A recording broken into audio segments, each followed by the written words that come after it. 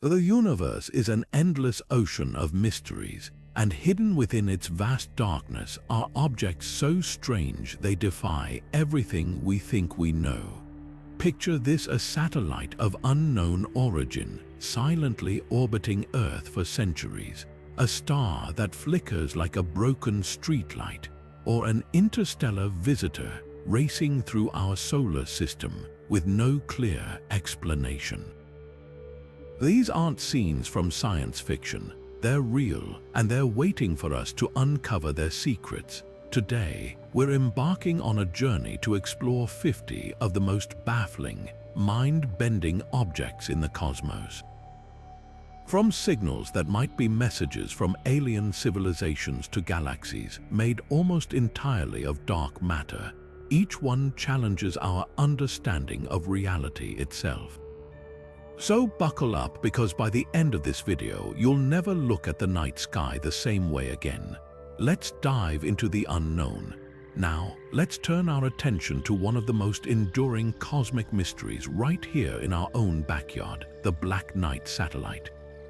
Picture something lurking in Earth's orbit, silent and enigmatic, with origins so hotly debated that even NASA can't fully explain it. This isn't just a modern myth, it's a tale that stretches back decades, weaving together radio signals, grainy photographs, and whispers of a cover-up.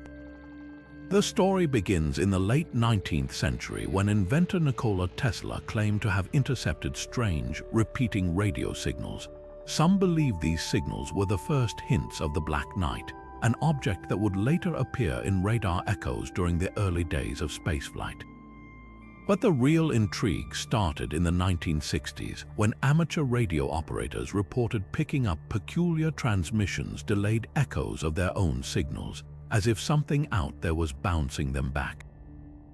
Then came the famous photographs from early space missions, showing what appeared to be a dark, irregular-shaped object floating against the backdrop of Earth.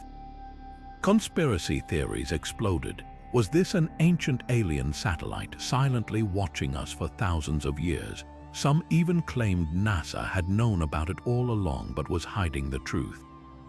Skeptics, however, argue that the Black Knight is nothing more than space debris, a thermal blanket lost during a mission or a discarded piece of a satellite. Yet the legend persists, fueled by declassified documents and unexplained gaps in official records. What makes the Black Knight so captivating is not just the question of what it is, but what it represents. Could it be proof of extraterrestrial technology orbiting our planet? Or is it simply a case of cosmic pareidolia, our minds seeing patterns where none exist? Either way, it serves as a reminder that even in our own orbit, the universe still holds mysteries waiting to be unraveled. And speaking of mysteries, our next cosmic oddity takes us even deeper into the unknown, a signal from the stars so powerful it left scientists speechless. But that's a story for later. Now, just when you thought cosmic mysteries couldn't get any stranger, let's journey from Earth's orbit to the vast depths of interstellar space, where a single burst of radio waves still has scientists scratching their heads decades later. This isn't just any signal, it's the WOW signal, a one-of-a-kind blip that remains the strongest candidate for an extraterrestrial transmission ever detected. The story starts on a quiet August night in 1977 at Ohio State University's Big Ear Radio Telescope. Astronomer Jerry Amon was reviewing data printouts when his eye caught something astonishing: a vertical column of alphanumeric codes reading 6 Equine Uniform Juliet 7. But what made him grab a red pen and scrawl? Wow! Next to it was the intensity, 30 times stronger than background noise, bursting at the precise frequency scientists predicted aliens might use. Hydrogen's natural resonance at 1,420 MHz is a cosmic quiet zone, making it the universe's equivalent of a clear phone line. For 72 heart-stopping seconds, this signal blazed from the direction of Sagittarius before vanishing forever. Here's where it gets even more intriguing. The signal's narrowband nature ruled out natural causes like pulsars or comets. It bore all the hallmarks of artificial origin, a focused transmission, just like our own radio broadcast. Yet despite sweeping the skies for repeats, even using modern telescopes like the Very Large Array, nothing like it has ever been detected again. Some speculate it was a one-time beacon, perhaps an alien civilization's accidental blip or a deliberate hail lost in the cosmos. Others propose exotic explanations like a wandering interstellar probe or a natural phenomenon we've yet to understand. The WOW signal's legacy isn't just in its mystery, but in how it reshaped our search for cosmic neighbors. It taught us the universe might be shouting, but only once. Whether it was ET saying hello or the cosmos playing a trick, one thing's certain. It's a reminder that sometimes the most profound discoveries are those that refuse to be solved. And speaking of cosmic whispers, our next enigma takes us to a star that behaves unlike any other, dimming erratically as if something massive is passing in front of it. But that's a puzzle for another moment. But if you think a one-time cosmic signal is perplexing, wait until you meet Tabby's star, a celestial oddball that flickers like a broken streetlight, leaving astronomers utterly baffled. Officially catalogued as KIC 8462852, this unassuming star in the constellation Cygnus became an interstellar celebrity in 2015 when citizen scientists flagged its bizarre behavior. Unlike ordinary stars, which dim predictably when planets pass in front, Tabby's star drops in brightness by up to 22% in erratic, jagged dips, sometimes for days, other times for months. Imagine a light bulb that doesn't just flicker but plunges into darkness without warning, and you'll grasp why this star has sparked both scientific frenzy and wild speculation. The most tantalizing and controversial theory, alien megastructures. Astronomer Jason Wright famously suggested the dips might be caused by a Dyson swarm, a hypothetical network of energy collecting panels built by an advanced civilization. The idea isn't as far-fetched as it sounds. In the 1960s, physicist Freeman Dyson theorized that sufficiently advanced beings might harness their star's power by constructing vast orbital arrays. While no definitive evidence supports this, Tabby's star's irregular dimming fits no known natural phenomenon perfectly, leaving room for imagination. But before you picture cosmic engineers at work, consider the natural explanations competing for credibility. One leading theory involves swarms of comets, not just a few, but thousands, perhaps even millions, fragmented into a colossal cloud that intermittently blocks the star's light. Others propose intrinsic stellar activity, like massive sunspots or magnetic storms far beyond anything our sun produces. Then there's the dusty debris hypothesis, a shattered planet or asteroid belt creating uneven rings of obscuring material. Each theory has holes. Comets wouldn't explain the star's century-long gradual dimming, while stellar activity can't account for the deepest, sharpest drops. What makes Tabby's star even stranger is its long-term fading. Historical astronomical plates reveal it's dimmed by nearly 20% over the past century, an unprecedented change for a main sequence star.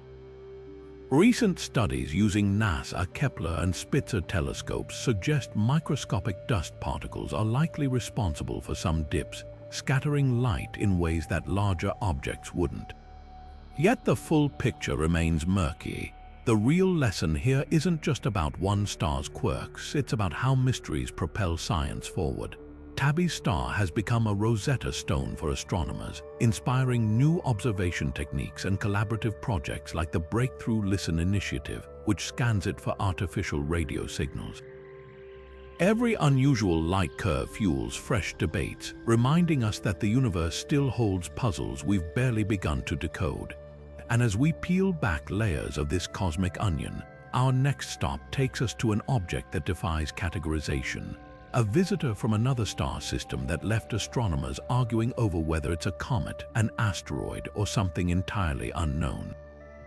Now, shifting our gaze from the mysteries of distant stars, we encounter a cosmic traveler that didn't just flicker in place, it raced through our solar system, leaving scientists scrambling to understand its origins. Meet Oumuamua, the first known interstellar visitor, a name that fittingly means scout from the distant past in Hawaiian. Discovered in October 2017 by the Pan-STARRS telescope, this strange object defied all expectations with its peculiar shape, motion, and lack of obvious explanations. At first glance, Oumuamua appeared to be an unremarkable speck of light, but as astronomers tracked its trajectory, the peculiarities piled up. Unlike typical asteroids or comets from our own solar system, Oumuamua was moving far too fast to be bound by the sun's gravity, proof it came from another star entirely. But its shape was the first jaw-dropper. Observations suggested it was elongated, possibly 10 times longer than it was wide, resembling a cosmic cigar or pancake. No natural object in our solar system has such extreme proportions, leaving experts baffled about how it formed. Then came the real curveball. Oumuamua accelerated as it exited the solar system, something comets do when their icy surfaces vaporize, creating a visible tail. Yet Oumuamua showed no coma, no fuzzy glow of gas or dust. This contradiction sparked fierce debates. Could it be a comet after all, with hidden ices that didn't produce a detectable tail? Or was it an asteroid propelled by some other mysterious force? Enter the most provocative hypothesis: could Oumuamua be artificial? Harvard astrophysicist Avi Loeb famously suggested it might be a light sail, a thin, human-made-like structure pushed by stellar radiation. While most scientists lean toward natural explanations, like outgassing from hydrogen ice or unusual dust properties, Loeb's idea highlighted how little we truly know. The truth is, by the time Oumuamua's oddities were spotted, it was already too far away for detailed study, turning it into a fleeting enigma. What's undeniable is how Oumuamua expanded our understanding. It proved interstellar objects drift into our solar system more often than we thought, paving the way for the discovery of later visitors like Comet Borisov. Some researchers now suspect these cosmic nomads could even deliver the building blocks of life between stars. As we ponder the riddles Oumuamua left behind, our journey takes us deeper into the heart of our own galaxy, where twin bubbles of energy defy explanation. Structures so colossal, they rewrite what we know about the Milky Way's violent past. Now, as we peer into the depths of our own galaxy, we stumble upon a colossal mystery, one that spans tens of thousands of light years and glows with the energy of a forgotten cosmic explosion. Meet the Fermi bubbles, two towering structures of gamma-ray light erupting from the Milky Way's core like an hourglass of pure energy. Discovered in 2010 by NASA Fermi Gamma-Ray Space Telescope, these bubbles stretch 25,000 light-years above and below the galactic plane, dwarfing everything else in their path. But what created them? The answer might lie in the violent tantrums of our galaxy's supermassive black hole. At the heart of the Milky Way sits Sagittarius, a star, a black hole 4 million times more massive than our Sun. While relatively quiet today, astronomers suspect it wasn't always this calm. The Fermi bubbles could be the aftermath of a gargantuan outburst, a time when Sagittarius, a star, gorged on nearby gas and stars, belching out jets of high-energy particles. These particles, accelerated to near light speed, would have slammed into the surrounding gas, creating shock waves that lit up in gamma rays. The sheer scale of the bubbles suggests this eruption happened somewhere between 2.5 and 4 million years ago, a blink in cosmic time. But here's where things get puzzling. If the bubbles were formed by the black hole's outburst, why don't we see similar structures in other galaxies? And why is the energy so evenly distributed, with crisp edges that defy the chaotic nature of black hole jets? Some scientists propose alternative explanations, like a frenzy of star formation in the galactic center, where countless supernovae could have pumped energy into the surrounding space. Others speculate about dark matter annihilation, a process where invisible particles collide and release gamma rays. Yet none of these theories fully explain the bubble's symmetry or their precise boundaries. Adding to the intrigue, the Fermi bubbles aren't alone. In 2020, astronomers detected faint X-ray counterparts dubbed the E-Rosetta bubbles, revealing even more complexity. These structures suggest multiple eruptions or a longer-lasting event, painting a picture of a galactic center far more dynamic than we imagined.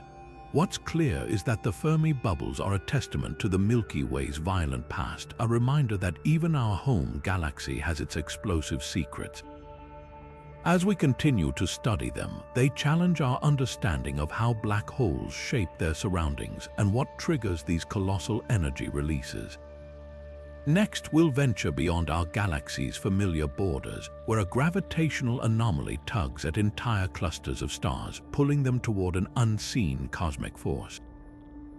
Now, let's shift our gaze to a force so immense it bends the very fabric of the cosmos, the Great Attractor. Imagine the universe as a river with galaxies drifting along its currents.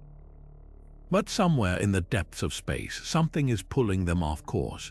This invisible behemoth lurking behind the Milky Way's zone of avoidance, a region obscured by our own galaxy's dust and stars, has puzzled astronomers for decades. The story begins in the 1970s when scientists noticed something odd. Galaxies in our local supercluster, including the Milky Way, weren't just moving outward with the universe's expansion. They were also being dragged toward a single point in the sky near the constellations Centaurus and Hydra. The culprit, a gravitational anomaly with the mass of tens of thousands of Milky Ways, tugging on everything within hundreds of millions of light years. But because it sits directly behind the dense plane of our galaxy, optical telescopes couldn't pierce through the cosmic fog to see it. For years, the Great Attractor remained a shadowy mystery. Then, in the 1980s and 90s, infrared and radio telescopes began peeling back the veil. What they revealed was astonishing. Not just one massive structure, but an entire tapestry of galaxy clusters, including the Norma cluster, all converging in a gravitational dance.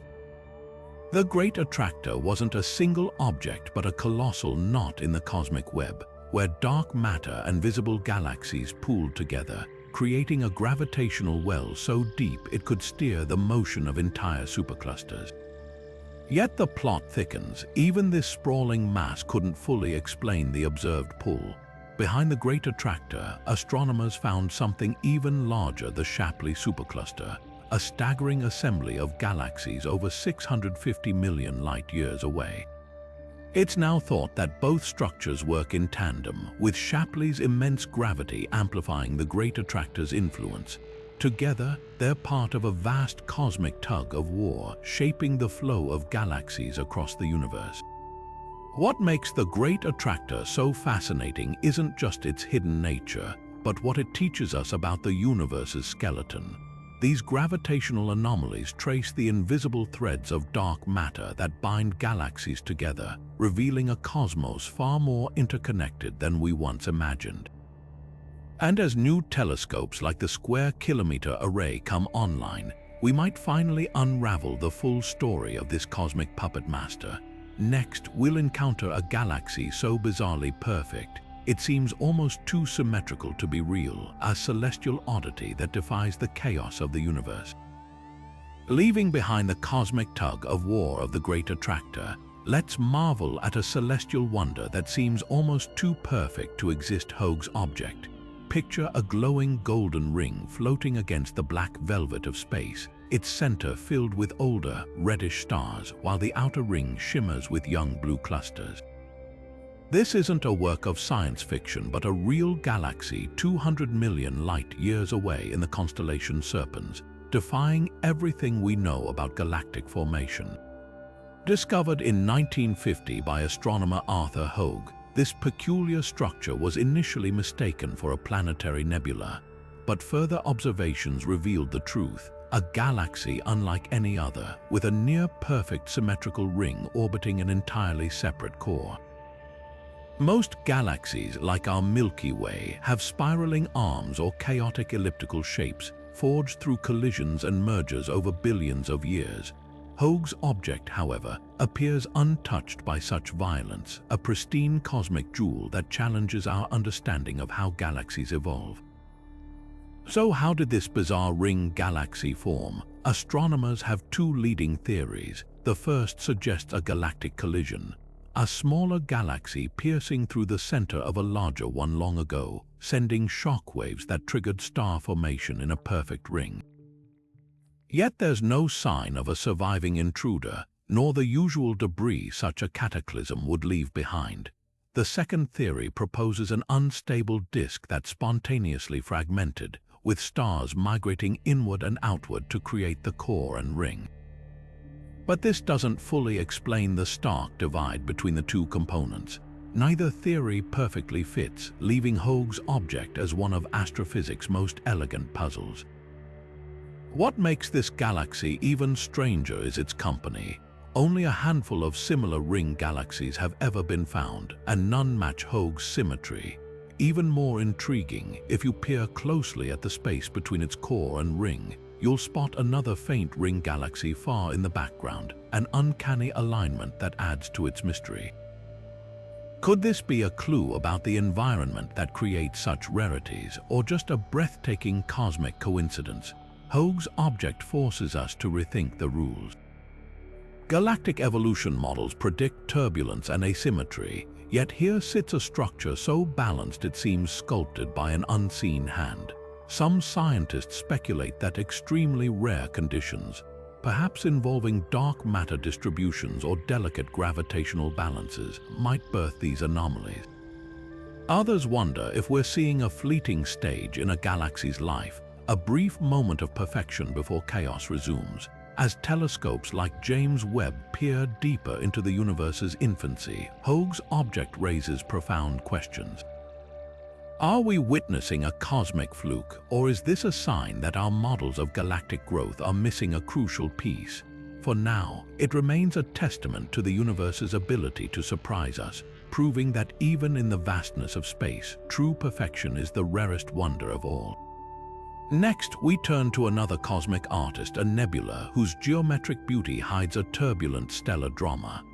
Moving from the perfect symmetry of Hogue's object, let's dive into a cosmic spectacle where geometry meets chaos, the Red Rectangle Nebula. Nestled about 2,300 light-years away in the constellation Monoceros, this nebula isn't your typical cloud of gas and dust. Instead, it resembles a glowing, X-shaped structure wrapped in a crimson rectangle, as if the universe decided to sketch a piece of abstract art. Discovered in the 1970s during an infrared sky survey, the red rectangle immediately stood out for its bizarre shape. Most nebulae are chaotic swirls or billowing spheres, but this one defies expectations with its near-perfect geometric angles.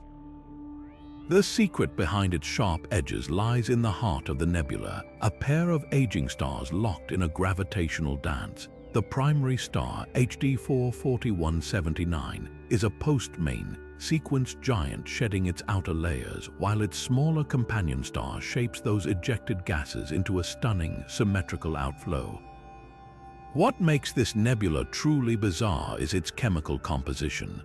Unlike typical nebulae rich in hydrogen and helium, the red rectangle is packed with complex organic molecules called polycyclic aromatic hydrocarbons, or PAH.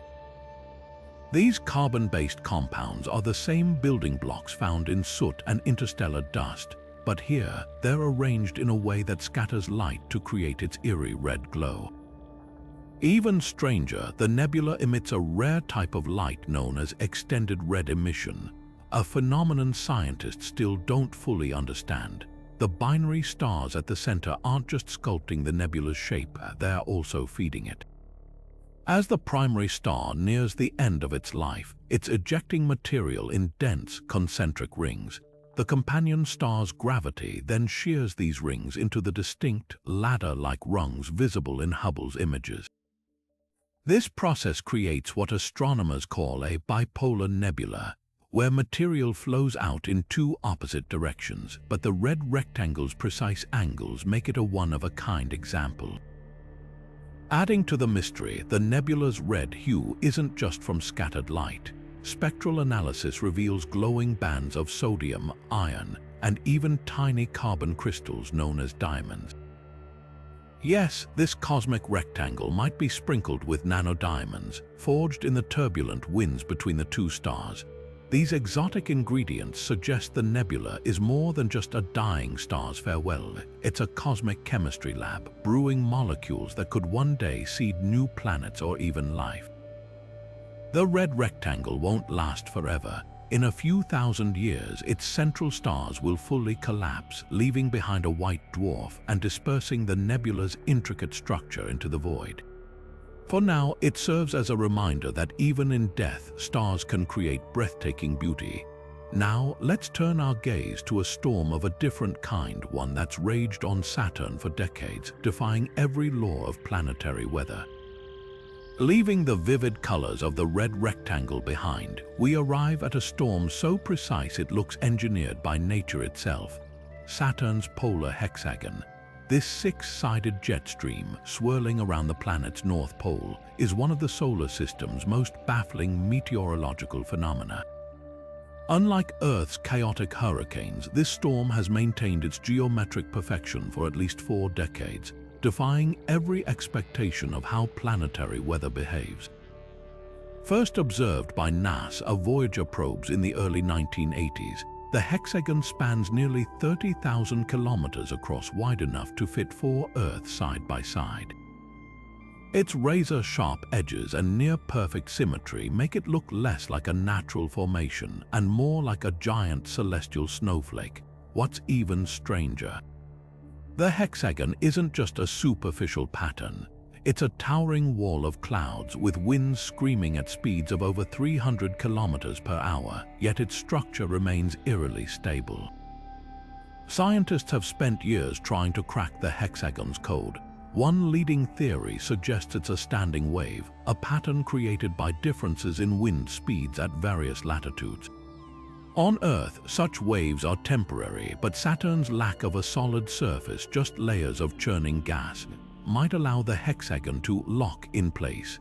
Another idea points to deep-rooted turbulence in Saturn's atmosphere, where swirling vortices at the poles could carve out the hexagon's edges like a cosmic cookie cutter.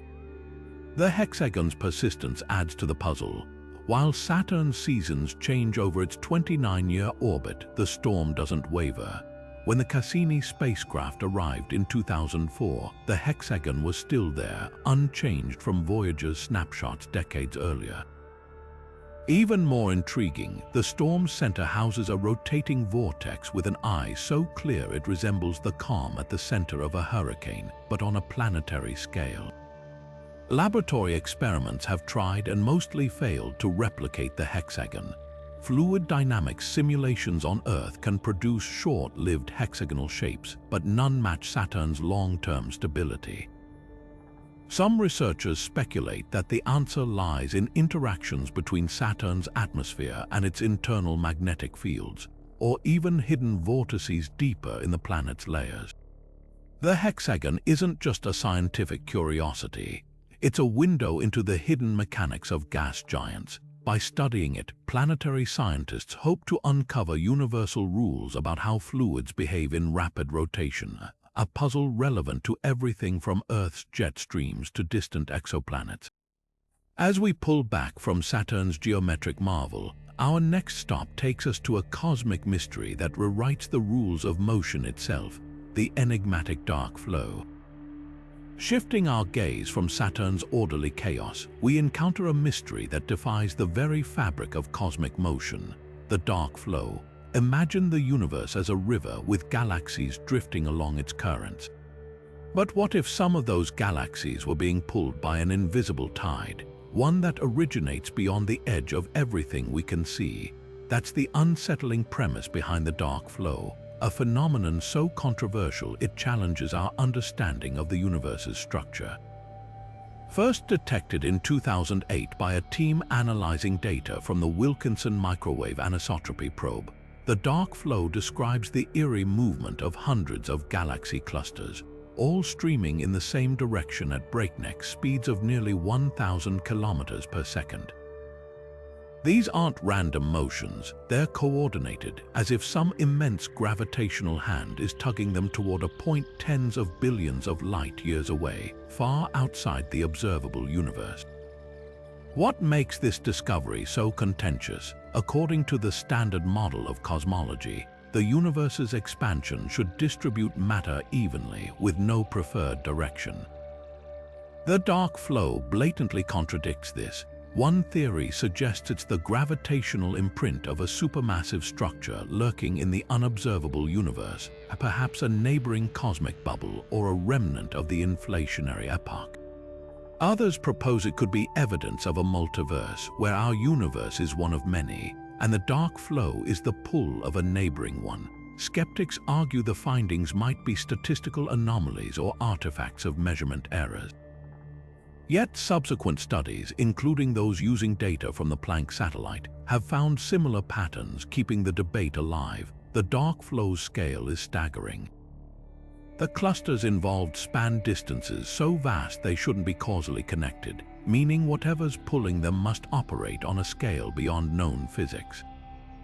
This isn't just about galaxies moving, it's about the limits of our cosmic map. If the dark flow is real, it implies there's something monumental, an unseen mass or force, that lies outside our observable horizon. Some researchers speculate it could be a cosmic defect left over from the Big Bang, like a crack in space-time itself. Others wonder if it's a sign that the universe is far less uniform than we thought, with hidden asymmetries shaping its evolution.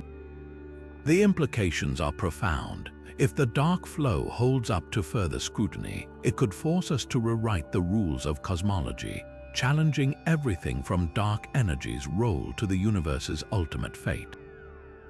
For now, it remains one of astronomy's most tantalizing enigmas, a ghostly current in the cosmic dark, hinting at realms beyond our sight. As we wrestle with the mysteries of unseen forces, our journey takes us next to a void so vast it redefines emptiness itself, the Boots void. Now, let's step into the unsettling quiet of the cosmos, where the universe doesn't just whisper its secrets, it leaves gaping silences. If the dark flow felt like an invisible hand tugging at galaxies, the Boots void is the opposite, a haunting absence, a cosmic desert so vast it defies logic. Picture a sphere in space nearly 330 million light-years across, containing almost nothing. No glittering galaxies, no swirling nebulae, just a staggering emptiness that makes even the darkest void seem crowded.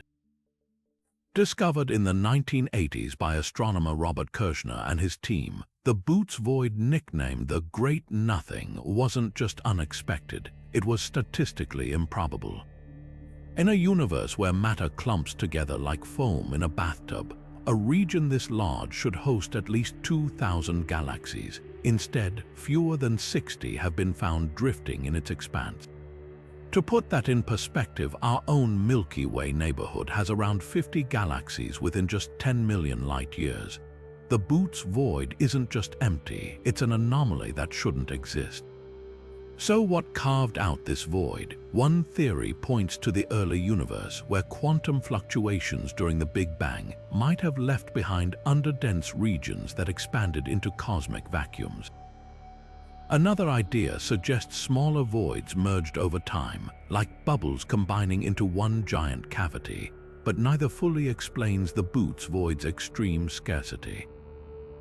Some researchers speculate that dark energy, the mysterious force accelerating the universe's expansion, could be actively pushing matter away from these regions, amplifying their emptiness. What makes the Boots void truly eerie isn't just its size or scarcity, it's what it reveals about the universe's architecture. Voids like this are part of the cosmic web, the filamentary structure where galaxies cluster along invisible threads of dark matter, separated by vast hollows. But the Boots void stretches this blueprint to its limits, challenging our models of how matter distributes itself.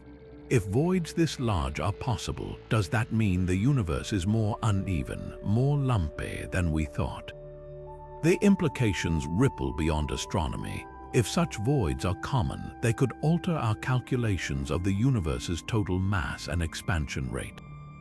Even stranger, the Boots void might not be alone. The discovery of the supervoid coinciding with the CMB cold spot hints at other colossal emptinesses waiting to be found. Could these voids be windows into exotic physics, like patches of space where dark energy behaves differently? Yet amid all this nothingness, there's a curious footnote: the few galaxies clinging to life inside the Boots void. These isolated systems, like the spiral galaxy MCG +1 3202, are cosmic castaways cut off from the dense networks that fuel star formation. Studying them could reveal how galaxies evolve in the universe's loneliest corners, where resources are scarce and neighbors non-existent.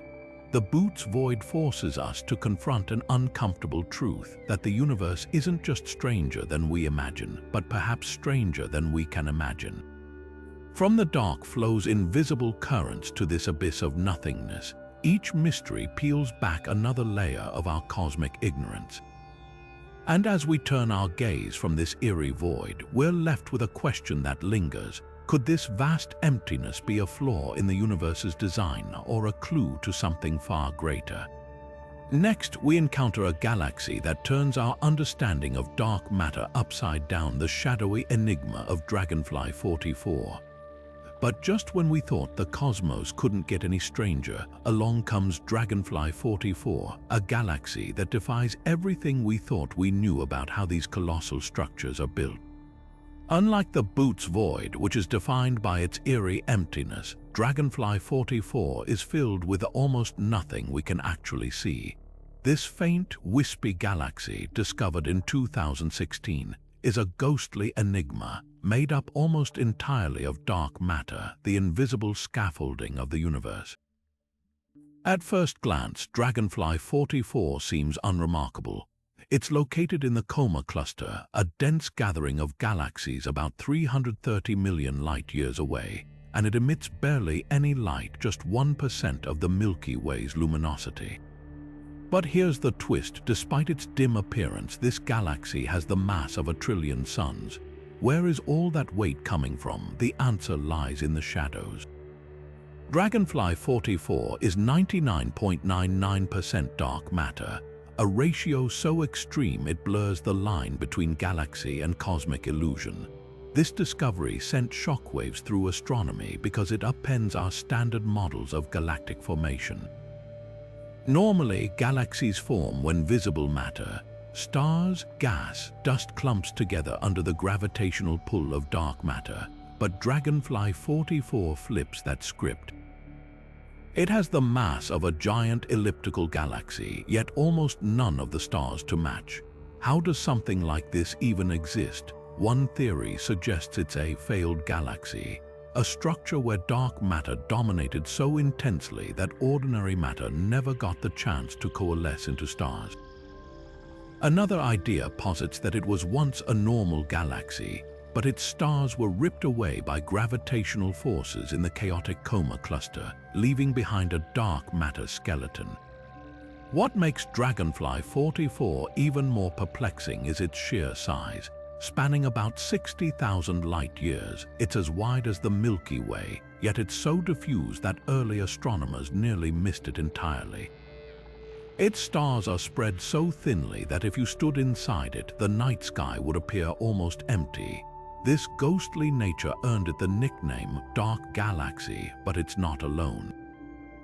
Since its discovery, other ultra-diffuse galaxies with similar properties have been found, hinting that the universe might be teeming with these invisible giants.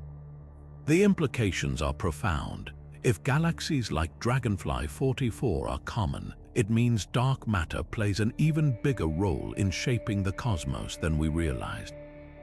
It challenges the assumption that visible matter is the primary driver of galactic evolution and raises the possibility that our universe is far weirder and darker than our telescopes can reveal.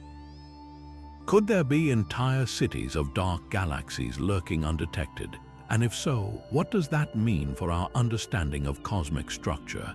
Yet Dragonfly 44 isn't just a cosmic oddity, it's a crucial puzzle piece. By studying its unusual properties, scientists hope to unlock secrets about dark matter itself, the elusive substance that makes up 85% of the universe's mass but has never been directly observed.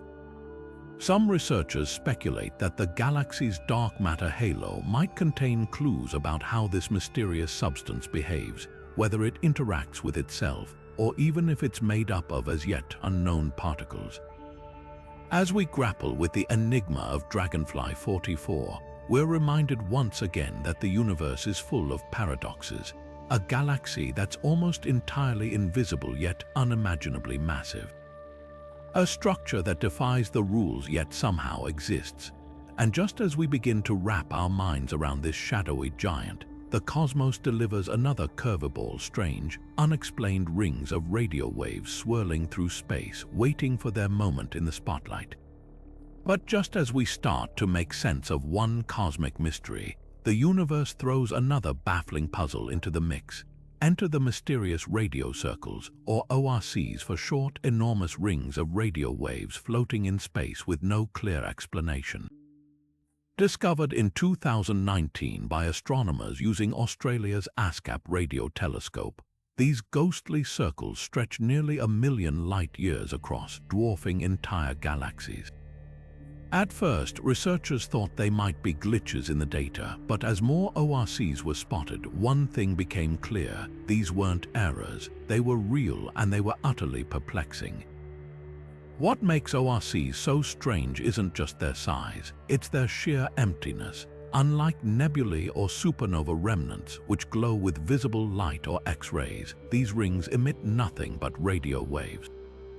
Peering into their centers reveals nothing. No galaxies, no black holes, no obvious energy sources. It's as if the universe took a giant cookie cutter and stamped out perfect circles in the fabric of space itself. Even more puzzling, they don't seem to fade over time, ruling out explosive events like supernova, which would dissipate after a few thousand years. So what could these eerie rings be? Theories range from the mundane to the mind-bending. One leading idea suggests they're shockwaves from colossal galactic winds, blown out by intense star formation or supermassive black hole activity.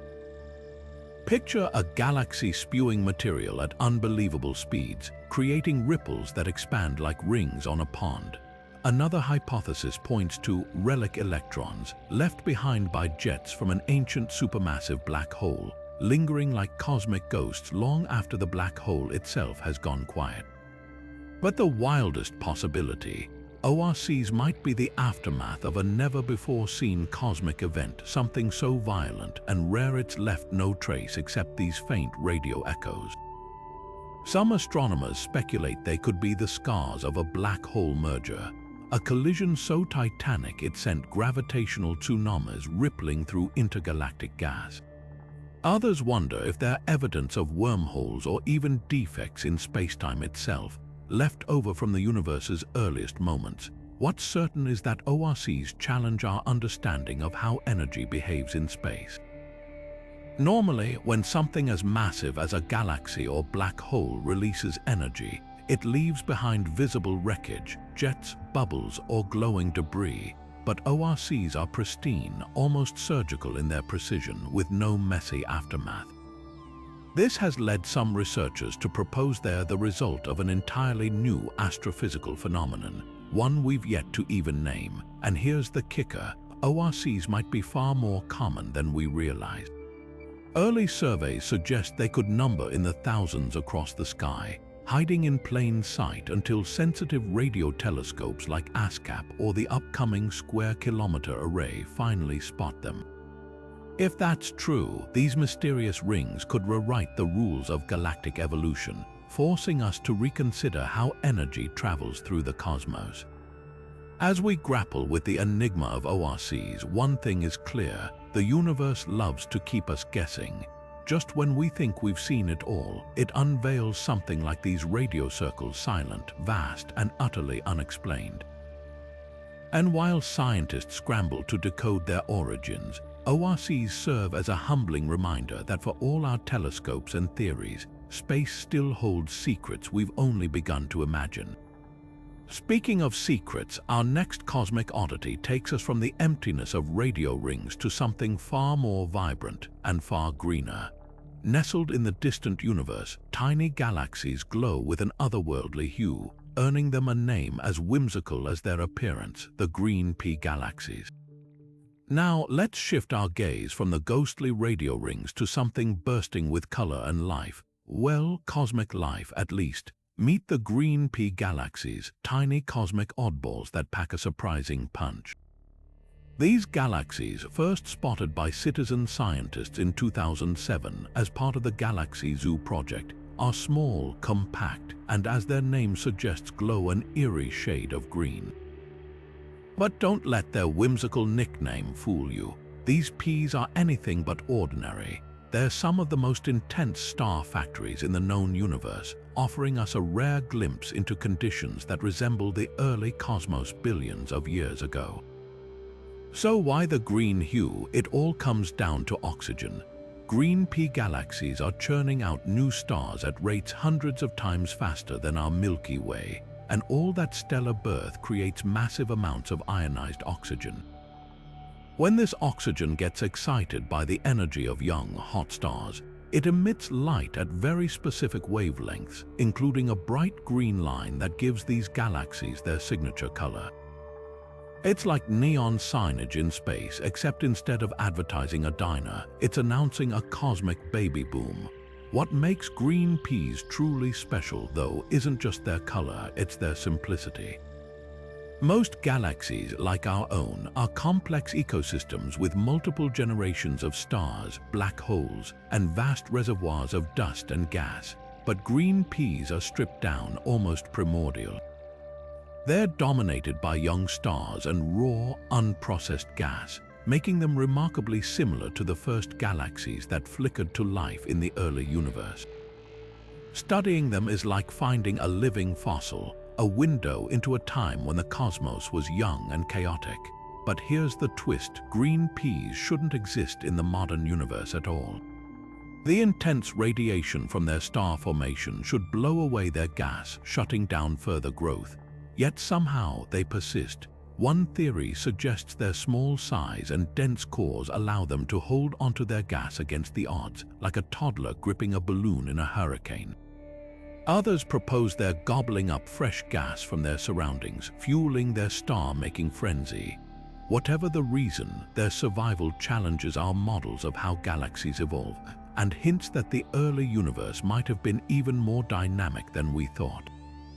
And the surprises don't stop there. Some green peas are leaking enormous amounts of ultraviolet light, the kind that helped lift the cosmic fog during the universe's reionization era billions of years ago.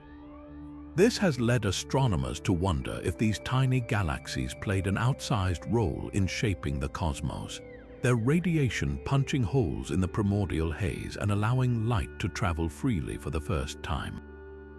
If true, green peas aren't just curiosities, they're cosmic trailblazers, tiny engines that help transform the universe from opaque to transparent.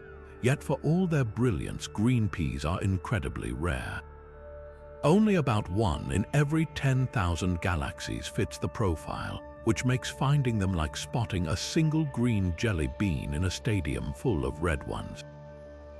That rarity adds to their mystique, suggesting they represent a fleeting phase in galactic evolution, a burst of activity before settling down or burning out. As we unravel the secrets of green pea galaxies, we're reminded that sometimes the smallest things hold the biggest clues.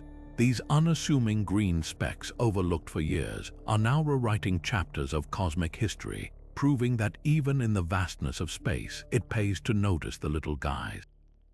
And just when we think we've got them figured out, the universe has another twist in store. Up next, we'll explore a galaxy with a far darker appetite, one that doesn't just form stars but devours its neighbors whole. Now, from the tiny yet mighty green peas, we turn to a cosmic predator, a galaxy with a hunger so vast it consumes its neighbors without mercy. meet NGC 5128, better known as Centaurus A, the cannibal galaxy. This monstrous structure isn't just forming stars, it's tearing other galaxies apart, stitching their remains into its own twisted form. And at its heart lies one of the most fearsome supermassive black holes ever discovered, a beast that shapes its violent destiny. Centaurus A's horrifying appetite is written across its very shape. Unlike the neat spirals of galaxies like our Milky Way, this one is a chaotic mess, a jagged disk of dust and stars, crisscrossed by dark, ragged lanes that look like scars. These scars tell the story of past meals, the mangled remains of smaller galaxies it has absorbed over billions of years.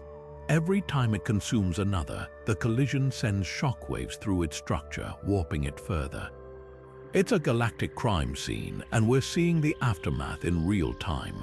But the violence isn't just cosmetic. At the center of this chaos sits a supermassive black hole weighing in at around 55 million times the mass of our Sun. This isn't just any black hole. It's an active monster spewing jets of energy so powerful they stretch over 1 million light-years into space, visible even in radio waves. These jets are the galaxy's fingerprints, evidence of its insatiable appetite. As nearby gas and stars fall into the black hole's grip, they're torn apart, their energy converted into these blistering beams that punch through the cosmos. What makes Centaurus a truly terrifying, though, is how common its behavior might be. Astronomers believe most large galaxies, including our own Milky Way, grew by swallowing smaller ones in a process called galactic cannibalism. But Centaurus A is doing it on overdrive. Its location in a dense cluster of galaxies means it's surrounded by potential victims, and its sheer size lets it dominate its cosmic neighborhood. It's a reminder that the universe isn't just a place of beauty, it's a battlefield where the strong consume the weak. Yet even as it devours its neighbors, Centaurus A is creating something new. The collisions that feed it also trigger bursts of star formation, lighting up pockets of its dusty wreckage with stellar nurseries. It's a cycle of destruction and creation where death fuels new life on a scale we can barely fathom. And buried in its chaos are clues about how all galaxies, even our own, evolved over time. This galaxy's story isn't over. Right now, it's locked in a slow-motion merger with a spiral galaxy, a process that will take millions of years but will eventually see that galaxy, too, ripped apart and absorbed. It's a preview of what awaits the Milky Way when we collide with Andromeda in the distant future. A fate that's as inevitable as it is violent. Centaurus A forces us to confront an uncomfortable truth: the universe is brutal. But in that brutality lies beauty, complexity, and the raw processes that built everything we know. Next, we'll witness a star so luminous it defies the laws of physics, a cosmic beacon that burns brighter than entire galaxies. From the violent feasting of Centaurus A, we now shift our gaze to a celestial beacon so bright it outshines entire galaxies, the Pistol Star, a true titan of the Milky Way. Nestled near the galaxy's chaotic core, this star isn't just luminous, it's a cosmic rebel, defying everything we thought we knew about how stars live and die. The Pistol Star earns its name from the pistol-shaped nebula it illuminates, but its true power lies in its sheer brilliance. To put it in perspective, this star blasts out as much energy in 6 seconds as our Sun does in an entire year. Its luminosity is almost unimaginable, around 1,600,000 times brighter than the Sun. If it replaced our Sun, its surface would extend beyond Earth's orbit, and its radiation would obliterate all life in an instant. But what makes the Pistol Star truly extraordinary isn't just its brightness, it's its volatility. This star is a hypergiant, a rare and short-lived class of stellar behemoths teetering on the edge of self-destruction. Unlike stable stars, the Pistol Star is prone to violent eruptions, shedding colossal amounts of material into space. In one particularly dramatic outburst, it ejected gas equivalent to 10 times the mass of our Sun in a single event. That's enough material to form an entire solar system, flung into the void in what amounts to a cosmic temper tantrum. These eruptions have sculpted the star's surroundings into the eerie Pistol Nebula, a glowing cloud of gas and dust that stretches over 4 light-years across. The nebula's intricate structures, ripples, bubbles, and shockwaves tell the story of the star's violent past like a fossil record written in light. Yet, despite its explosive behavior, the Pistol Star shouldn't even exist by conventional stellar wisdom. Here's the puzzle. Stars this massive, estimated at around 80 to 100 times the mass of the Sun, burn their fuel so furiously that they're supposed to live fast and die young, collapsing into black holes within a few million years. But the Pistol Star appears to be far older than it should be, as if it's cheating death. Astronomers suspect it might have started life as part of a binary system, siphoning mass from a companion star to extend its lifespan. Or perhaps it's not a single star at all, but 2 or more merged into one, confusing our measurements. The Pistol Star's defiance doesn't end there. Its composition is bizarre too. Most stars this massive are rich in hydrogen, but spectroscopic studies reveal this one is oddly nitrogen-heavy, suggesting its outer layers have been stripped away by its own ferocious winds, exposing deeper, processed material. It's like peeling an onion to find layers no one expected. And then there's its fate. The Pistol Star is a ticking time bomb. Hypergiants like this don't fade quietly. They go out with a bang, likely as pair instability supernova, explosions so powerful they leave nothing behind, not even a black hole. When it finally explodes, it could outshine its entire host galaxy for weeks, a farewell flare visible across the universe. For now, though, the Pistol Star continues to blaze defiantly, challenging our models and reminding us that even the most extreme corners of space still hold secrets. Next, we'll encounter another unstable giant, one whose eruptions have left astronomers questioning whether it's about to rewrite the rules of stellar death. But leaving behind the Pistol Star's explosive tantrums, we stumble upon an even more volatile cosmic spectacle, Eta Carinii, the crown jewel of stellar instability. This luminous blue variable doesn't just push boundaries, it smashes them, offering astronomers a front-row seat to the chaos of a star on the brink of self-destruction. Eta Carinii is a study in extremes, nestled in the Carina Nebula, roughly 7,500 light-years from Earth. It's one of the most massive stars we've ever observed, tipping the scales at around 100 to 150 times the mass of our Sun. But what truly sets it apart is its behavior. Unlike most stars which burn steadily for billions of years, Eta Carinii is a cosmic loose cannon, prone to violent outbursts that rewrite the rules of stellar physics. The most dramatic of these eruptions occurred in the 1840s, when Eta Carinii suddenly became the second brightest star in the night sky, outshone only by Sirius. This wasn't just a minor flare, it was a full-blown stellar tantrum, ejecting enough material to form at least 10 suns. The debris from that explosion now forms the Homunculus Nebula, a breathtaking hourglass-shaped cloud of dust and gas that stretches over half a light-year across. Inside this nebula, twin lobes of expanding material race outward at speeds exceeding 1 million miles per hour, a permanent scar from the star's past fury. But here's the twist: Eta Carinii didn't die. Unlike a supernova which marks the end of a star's life, this eruption was more like a near-death experience.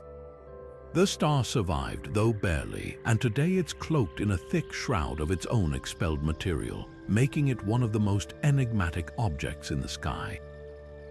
Its brightness fluctuates wildly, sometimes dimming by half in just a few years, as if it's gasping for breath between outbursts. What fuels this instability?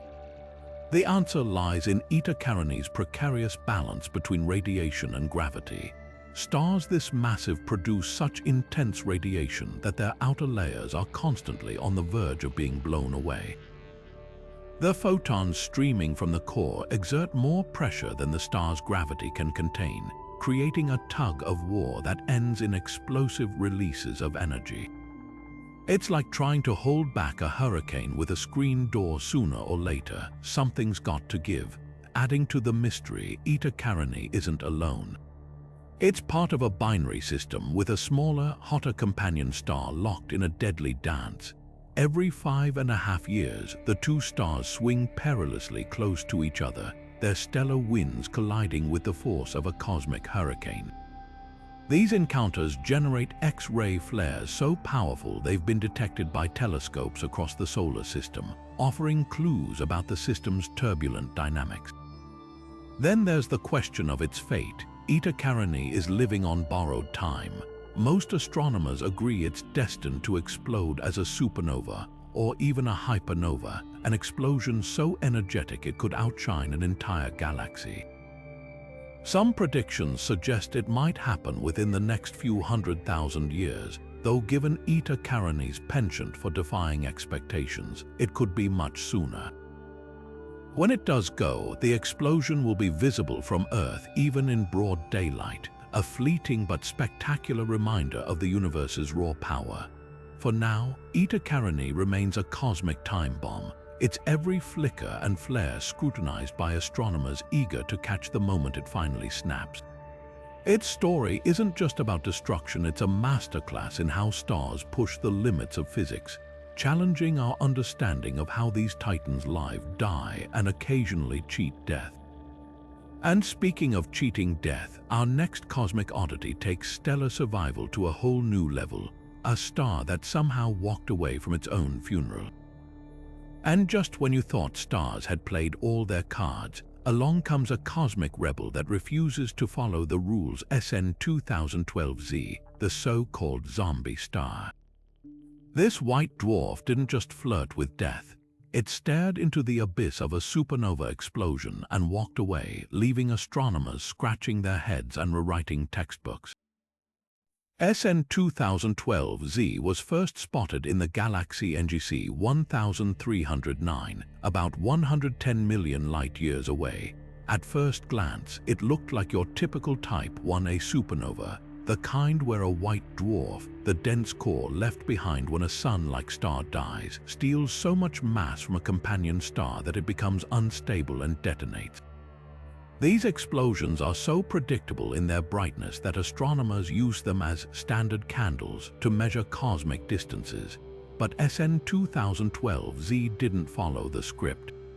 When researchers pointed the Hubble Space Telescope at the site years later, expecting to find nothing but stellar debris, they got a shock. The white dwarf was still there. Not just as a remnant, but seemingly intact, still glowing faintly amid the wreckage of its own explosion. It was like finding a phoenix that had not only risen from the ashes, but was casually sipping coffee in the middle of them. This defiance of expectations earned it the nickname Zombie Star, a stellar anomaly that somehow survived its own funeral. How is this possible?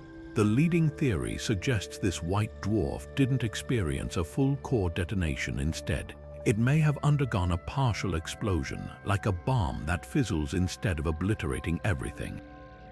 In a typical Type 1a supernova, the runaway fusion reaction rips through the entire star, leaving no trace behind.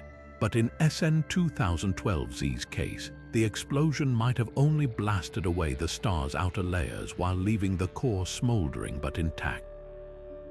Adding to the mystery, pre-explosion images from Hubble showed the white dwarf had a helium-rich companion star, which may have played a key role in this bizarre survival story. As the white dwarf siphoned material from its partner, the helium could have ignited first, triggering a violent but incomplete detonation that ejected just enough mass to avoid total destruction. Think of it as a stellar Hail Mary, a last-second play that somehow worked against astronomical odds. The implications are huge. If more white dwarfs can pull off this trick, it challenges our entire understanding of how these cosmic yardsticks work.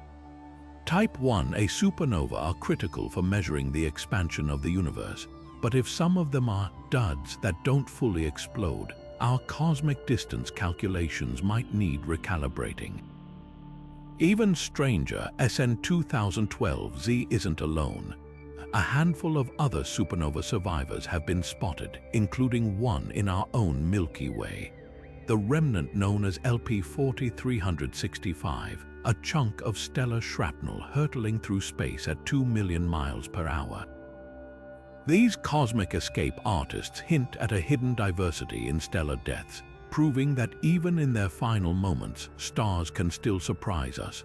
For now, the zombie star remains a tantalizing puzzle, a cosmic contradiction that forces us to rethink the violent endgames of stellar evolution. And as we move deeper into the universe's catalogue of oddities, we find that sometimes the most extraordinary discoveries aren't about how things die, but how they stubbornly refuse to. Now, let's shift our gaze from the undying stars to a world that sounds like it's straight out of science fiction, a planet where the ground beneath your feet might literally be made of diamonds. Meet 55 Cancri, the so-called diamond planet, a scorching, carbon-rich world that defies even the wildest imaginations. Located about 41 light-years away in the constellation Cancer, 55 Cancri orbits its sun-like star so closely that a single year there lasts just 18 hours. This isn't just a planet with a few sparkly rocks. Its entire composition is a cosmic alchemist's dream.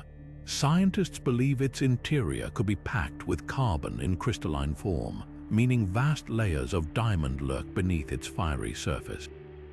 Imagine a world where mountains aren't made of granite, but of glittering gemstones forged under extreme pressure and heat. But don't let the allure of diamonds fool you. This is no paradise. Surface temperatures on 55 Cancri soar to around 4,000 degrees Fahrenheit, hot enough to melt iron. The planet's dayside is a permanent inferno, while its tidally locked nightside might host rivers of molten rock. And if that weren't extreme enough, early observations suggested its atmosphere could be laced with vaporized rock, literally raining pebbles. How did such a bizarre world form? The answer lies in its star system. 55 Cancri's parent star is unusually rich in carbon, far more than our Sun. When the system's planets coalesced, this carbon-heavy environment likely led to a core made of graphite and diamond instead of the silicate minerals we find in Earth-like worlds. Under the crushing pressures deep inside the planet, that graphite could have been compressed into diamond, creating a crust that would make any jeweler's eyes widen. The discovery of 55 Cancri challenges our assumptions about planet formation. Most rocky planets, like Earth, are oxygen-rich, with silica and iron dominating their makeup. But carbon planets, if they exist elsewhere, could be entirely different beasts, worlds where carbon chemistry dominates, potentially even forming exotic materials we've never seen. Some theorists speculate that if life existed on such a planet, its biology might be based on carbon chains rather than the water-dependent chemistry we know. But the mysteries don't end there. Recent studies suggest 55 Cancri might not be as diamond-encrusted as once thought. Alternate models propose its carbon could take the form of graphite or even hydrocarbons, with a surface more like a tar pit than a jewel box. The debate continues, fueled by the planet's bizarre behavior. Its density fluctuates and its orbit wobbles unpredictably, hinting at geologic upheavals we can't yet explain. One thing's certain, 55 Cancri is a reminder that the universe loves to surprise us.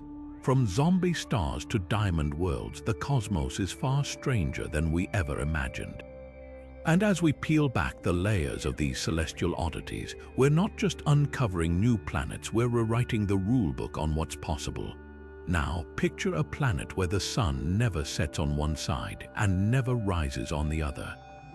Just when you thought the cosmos couldn't get any weirder, we introduce you to Gliese 581g, an eyeball planet where the very concept of day and night is turned on its head.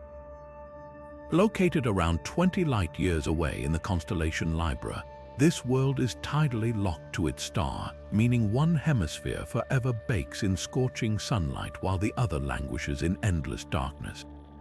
The term eyeball planet isn't just poetic. It's eerily accurate. Imagine a globe with a blazing hot pupil permanently facing its star, surrounded by a ring of potentially habitable twilight, while the backside remains a frozen wasteland.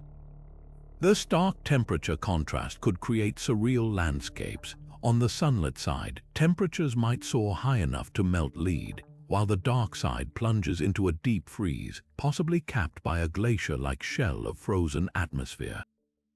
But the most intriguing zone is the twilight border, a narrow band where conditions might just be right for liquid water, and who knows, even life. What makes Gliese 581g particularly fascinating is its place in the Goldilocks zone of its red dwarf star. Though smaller and cooler than our Sun, red dwarfs are notorious for their violent flares which could strip away atmospheres. Yet, if this planet has a thick enough atmosphere or a magnetic field, it might redistribute heat from the day side to the night side, preventing the air from freezing solid. Some models suggest hurricanes the size of continents could rage along the Terminator line, ferrying warmth and moisture between extremes. The idea of tidal locking isn't just sci-fi speculation. Our own moon is tidally locked to Earth, which is why we only ever see one face of it. But for planets orbiting close to dim stars like Gliese 581, the gravitational pull is so strong that rotation grinds to a halt. This creates bizarre climate dynamics. On the day side, constant stellar radiation might evaporate oceans, sending vapor toward the colder night side, where it could snow out and form ice deposits.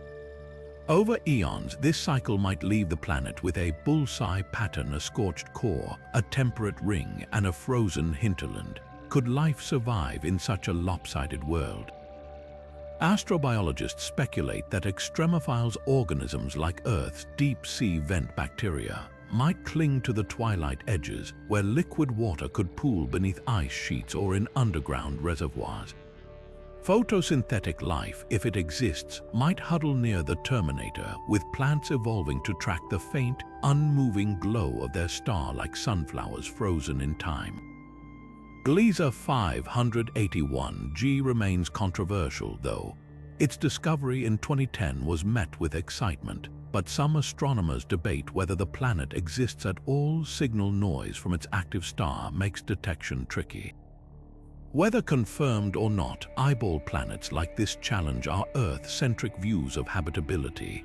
They remind us that life, if it's out there, might thrive in ways we've yet to imagine. From diamond crusts to frozen twilight realms, the universe keeps rewriting the rules, and we're just beginning to read the pages.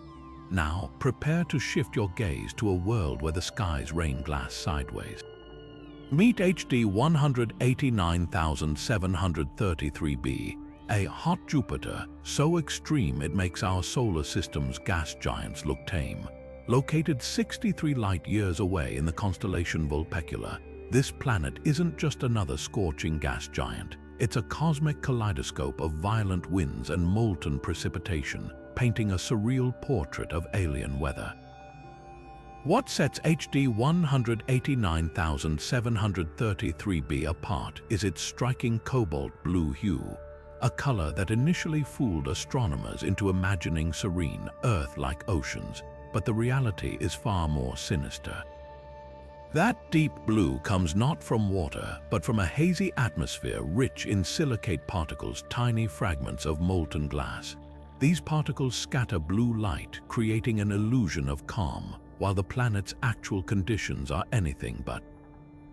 Here, temperatures soar above 1,000 degrees Celsius, hot enough to vaporize rock and whip the resulting silicate vapor into storms that fling glass sideways at speeds over 8,000 kilometers per hour, 7 times the speed of sound.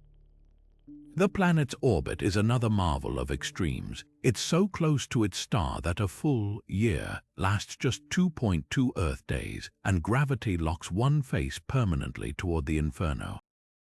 This creates a blistering day side where temperatures could melt titanium, while the night side, though marginally cooler, is still a furnace. The temperature difference fuels supersonic winds that scream across the Terminator line, dragging silicate clouds in a perpetual, deadly cycle. Imagine standing on this world, if you could, and witnessing a sunset where the sky glows blue, only to unleash a tempest of molten glass shards. But how do we know all this? HD 189733b was one of the first exoplanets where astronomers directly detected atmospheric composition. By studying how light from its star filtered through the planet's gaseous envelope, they identified signatures of sodium, carbon dioxide, and those infamous silicate particles. The planet's proximity to its star also makes it a prime candidate for studying evaporation. Some theories suggest hot Jupiters like this could be slowly stripped of their atmospheres, leaving behind rocky cores, a process that might explain the mysterious super-Earths found orbiting other stars. What's equally fascinating is the planet's role in redefining habitable zones. While HD 189733b itself is a hellscape, its discovery proved that even the most hostile worlds can teach us about atmospheric chemistry and dynamics. For instance, astronomers detected water vapor in its atmosphere, a reminder that molecules essential for life can exist in the unlikeliest places, though here they're trapped in a maelstrom of heat and glass. Hot Jupiters like HD 189733b also challenge planet formation theories. These gas giants shouldn't exist so close to their stars under classic models, which suggest they form farther out and migrate inward. Yet here they are, defying expectations. Some might have plunged into their stars, while others, like this one, settled into tight, fiery orbits. Their prevalence hints that our solar system, with its orderly gas giants parked in the distant suburbs, might be the oddity. As we unravel the secrets of HD 189733b, we're not just studying a single world, we're glimpsing the staggering diversity of planetary systems, from diamond worlds to eyeball planets, and now a realm of supersonic glass storms. The cosmos thrives on extremes. And with every discovery, we're reminded the universe's creativity knows no bounds. Now, let's venture into the lonely expanse of space where a planet wanders untethered from any star. Meet CFBD Sir 214904003, a rogue planet drifting through the cosmos like a ghost in the void. Unlike the fiery HD 189733b, this world isn't bound to a star. It exists in perpetual twilight, untethered by gravity, challenging everything we thought we knew about how planets form. At first glance, rogue planets like this one seem like cosmic anomalies. But astronomers estimate there could be billions of them lurking unseen in our galaxy, floating freely between the stars. CFBD Sir 214904003 was discovered just 100 light-years from Earth, relatively close in astronomical terms. It's a gas giant, roughly 4 to 7 times the mass of Jupiter, with a faint, lingering warmth from its formation. But here's the puzzle: how did it end up alone?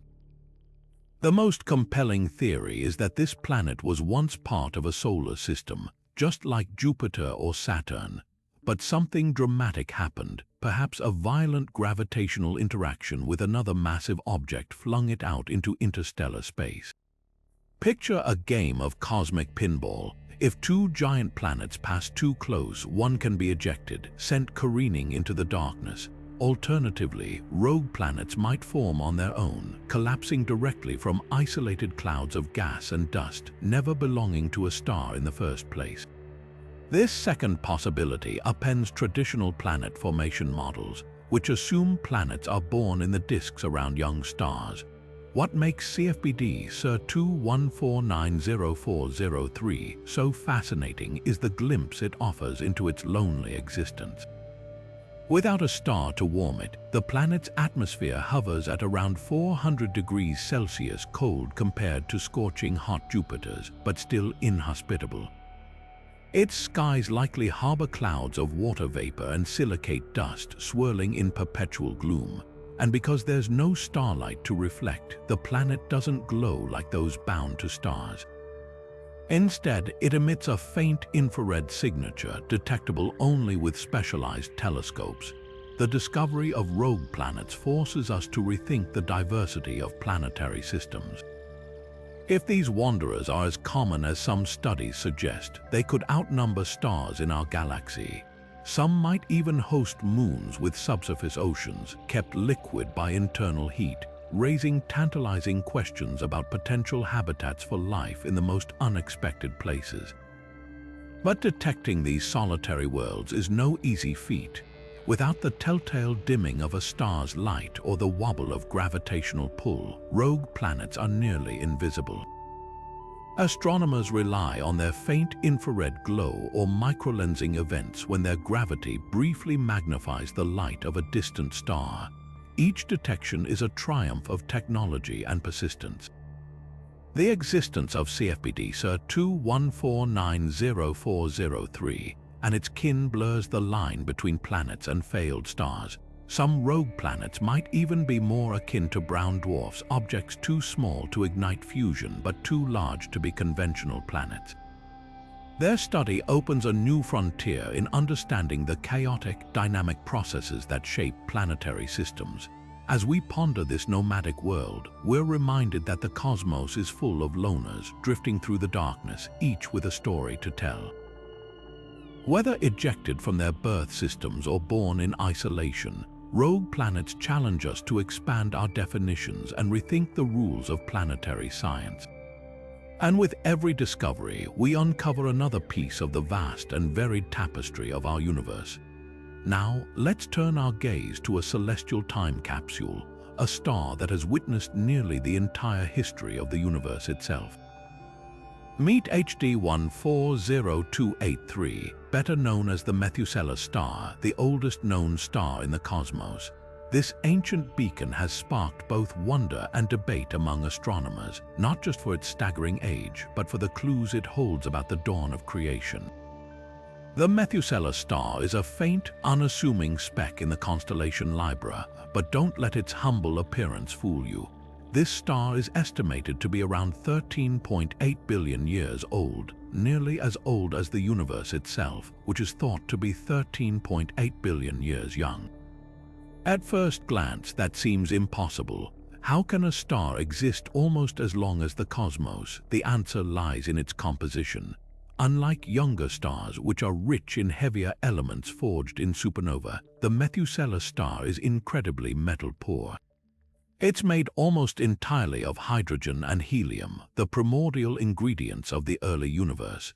This suggests it formed from a cloud of gas nearly untouched by previous stellar explosions, a rare relic from a time when the first stars were just beginning to light up the darkness. But here's where things get controversial.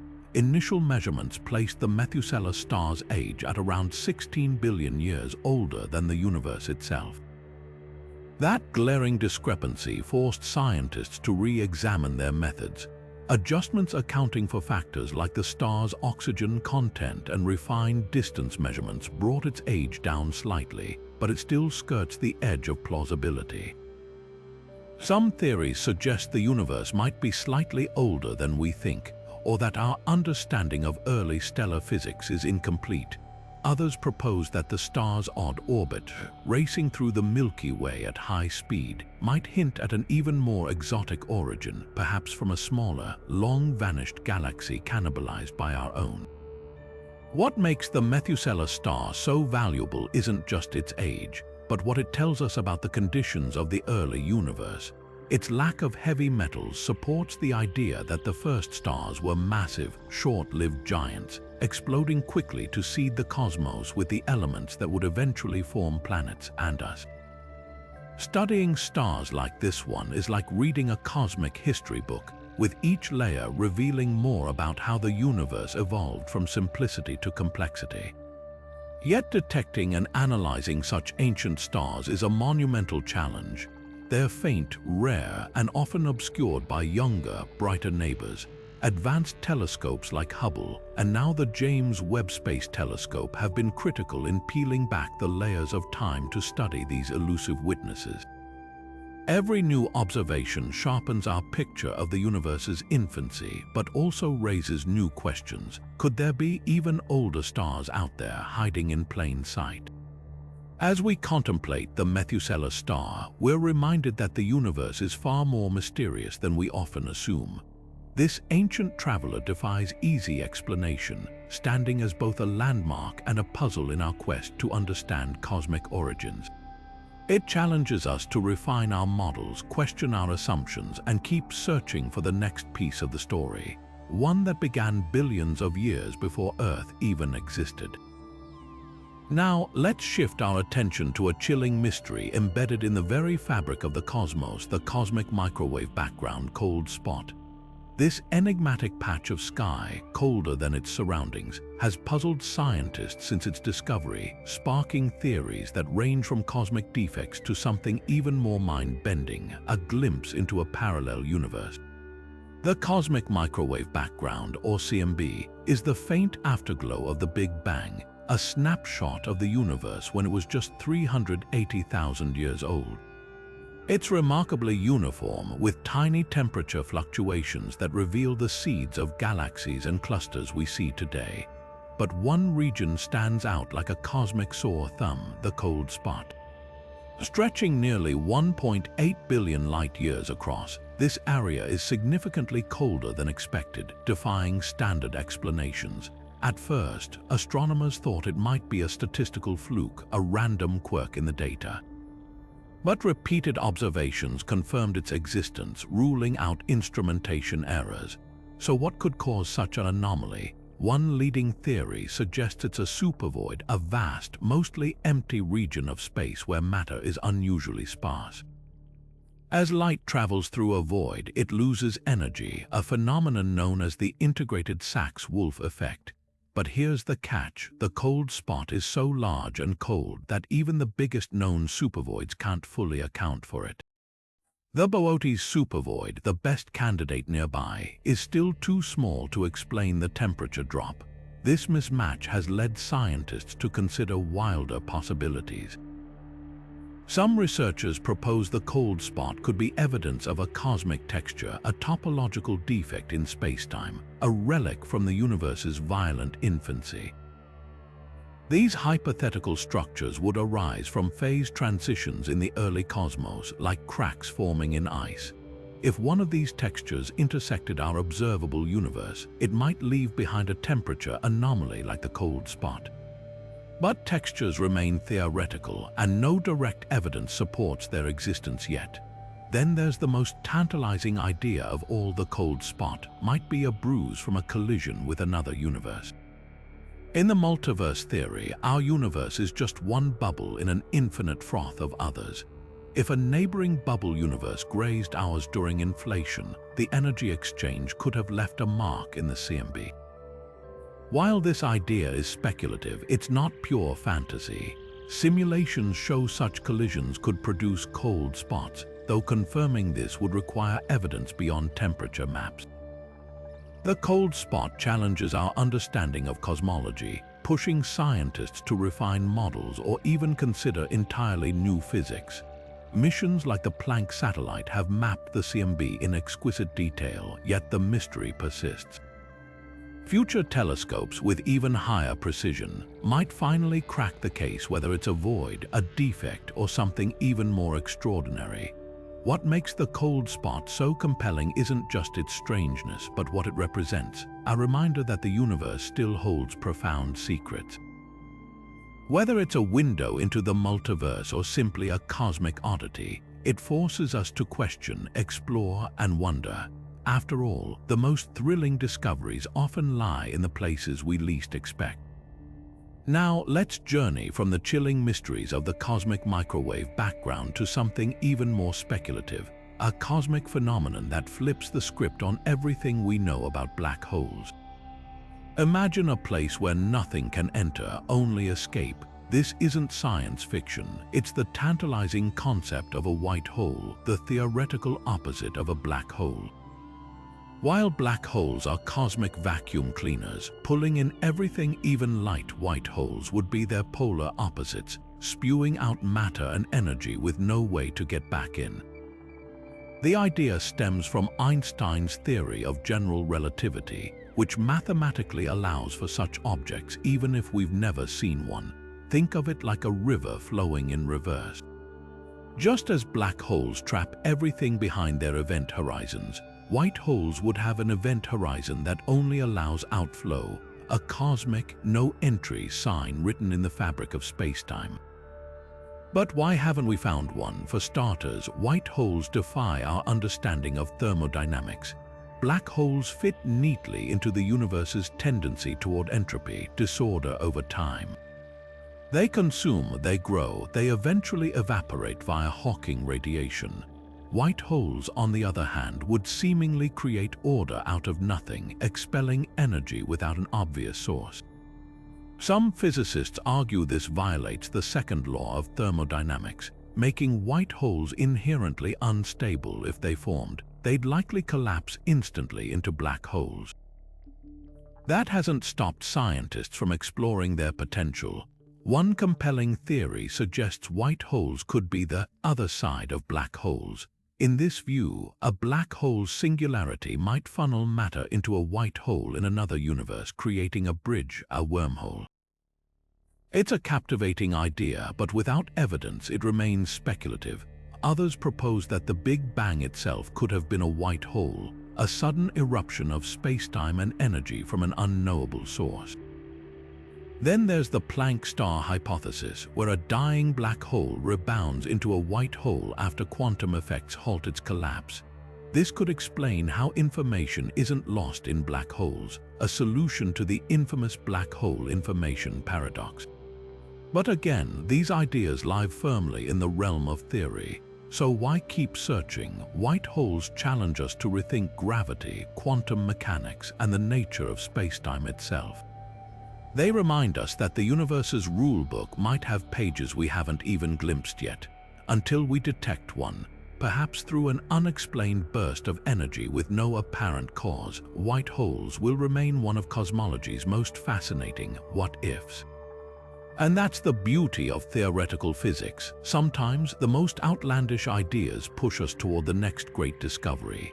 Up next, we'll dive into an object that's very real and very bright, the first quasar ever discovered, a beacon from the early universe that reshaped our understanding of cosmic powerhouses. Leaving behind the realm of cosmic speculation, let's turn our attention to something astonishingly real, a beacon of light so powerful it defies belief. Meet 3C273, the first quasar ever discovered and a landmark in our understanding of the universe's most energetic objects. Back in 1963, astronomers were baffled by this seemingly ordinary star that emitted radio waves unlike anything they'd seen. But 3C273 was no star. It was a quasar, short for quasi-stellar radio source, and it sits a mind-boggling 2.4 billion light-years away. What makes quasars so extraordinary is their luminosity.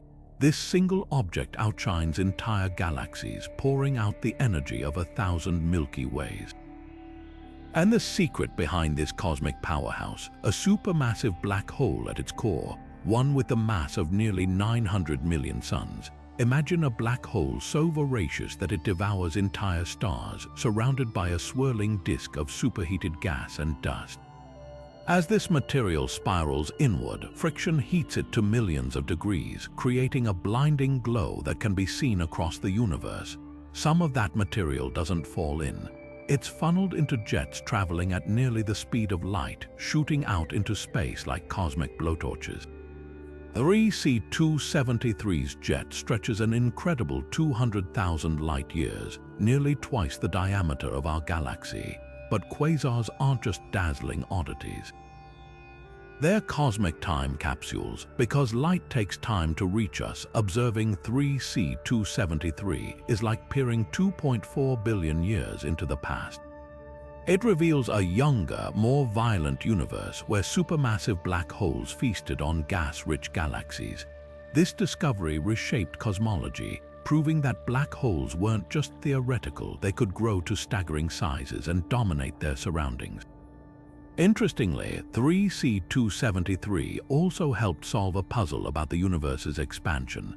Its light showed subtle shifts, confirming that space itself was stretching, a cornerstone of modern cosmology.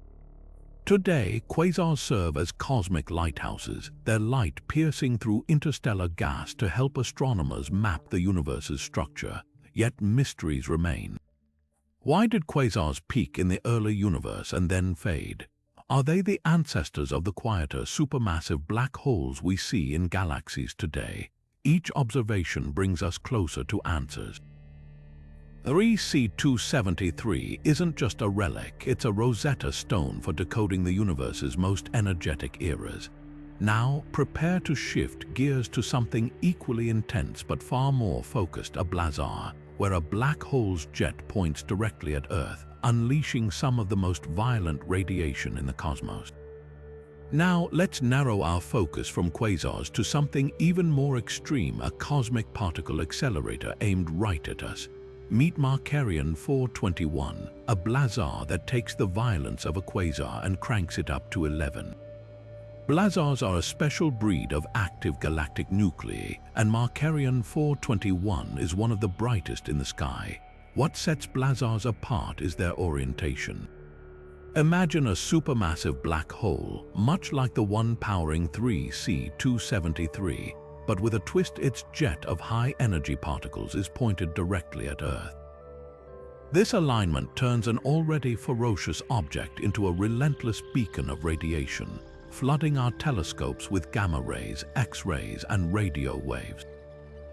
At the heart of Markarian 421 lies a black hole weighing around 300 million times the mass of our Sun.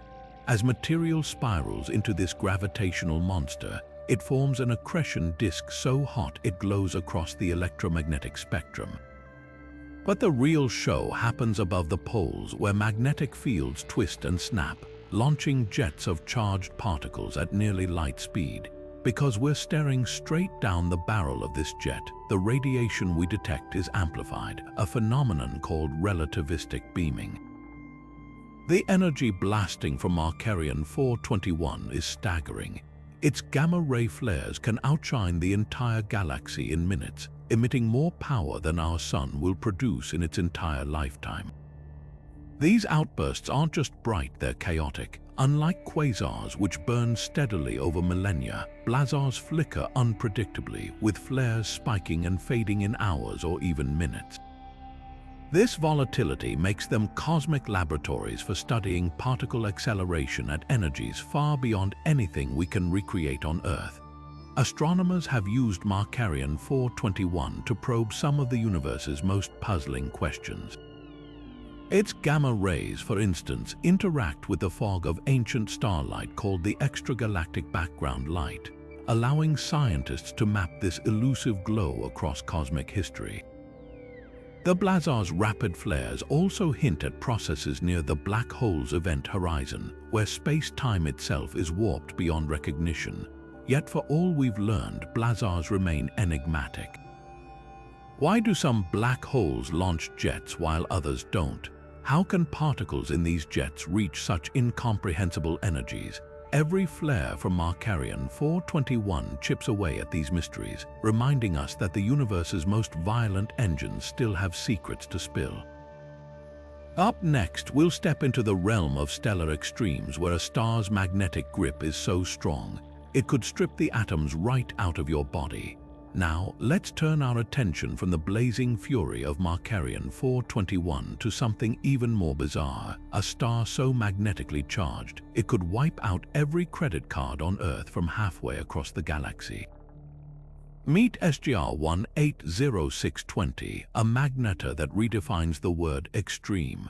Magnetars are neutron stars, the collapsed cores of massive stars that exploded as supernova.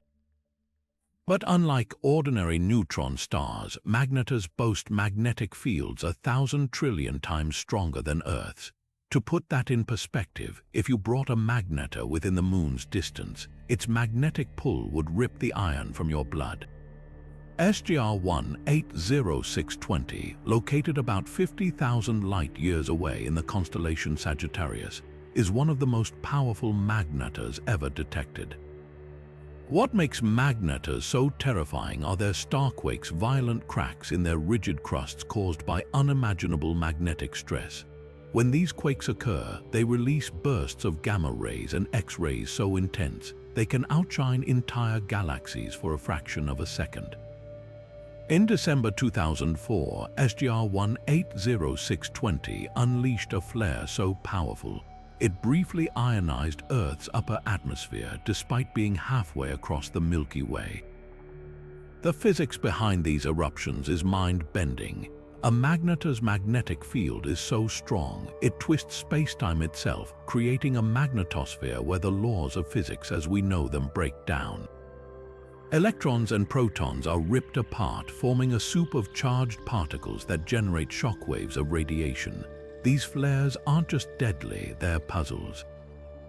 Scientists still don't fully understand how a star barely 12 miles wide can store and release such catastrophic energy. Yet magnetars aren't just destroyers. They're also cosmic lighthouses, helping astronomers probe the fabric of the universe. Their pulses of radiation, timed with atomic clock precision, allow researchers to test Einstein's theory of general relativity in extreme gravity. Some theories even suggest magnetars could be the engines behind fast radio bursts, those mysterious intergalactic signals that have baffled scientists for years. SGR 180620 and its kin remind us that the universe is stranger than fiction. A single teaspoon of its material would weigh 1 billion tons, and its magnetic field could erase data from every hard drive on Earth. These stars are nature's ultimate powerhouses, celestial dragons guarding secrets we've only begun to uncover. Up next, we'll explore a hypothetical star so bizarre, it might not even exist except in the equations of astrophysicists. Now let's venture into the realm of cosmic paradoxes, where the lines between reality and theory blur. Among the universe's most enigmatic possibilities is the Thorne-Zitkow object, a celestial oddball so strange it exists more in equations than in telescopes. Imagine a star within a star, a neutron star, the crushed remnant of a supernova tucked inside the heart of a red supergiant. This isn't science fiction. It's a theoretical hybrid that could rewrite the rules of stellar evolution. The concept was first proposed in the 1970s by physicists Kip Thorne and Anna Zitkow, who wondered what would happen if a neutron star got swallowed by a massive companion. Unlike typical stellar mergers where two stars collide and explode, the neutron star's incredible density would allow it to sink to the core of the supergiant, creating a bizarre symbiotic relationship. The outer layers of the supergiant would continue burning hydrogen, while the neutron star's immense gravity would stir up nuclear reactions unlike anything seen in ordinary stars. So how would we spot one? Thorne-Zitkow objects are predicted to have unique chemical fingerprints. Normal red supergiants are rich in elements like oxygen and carbon, but these hybrids would produce Chinese letter amounts of lithium, rubidium, and other heavy metals due to the neutron star's influence on the supergiant's core. In 2014, astronomers thought they'd found a candidate HV 2112 in the Small Magellanic Cloud.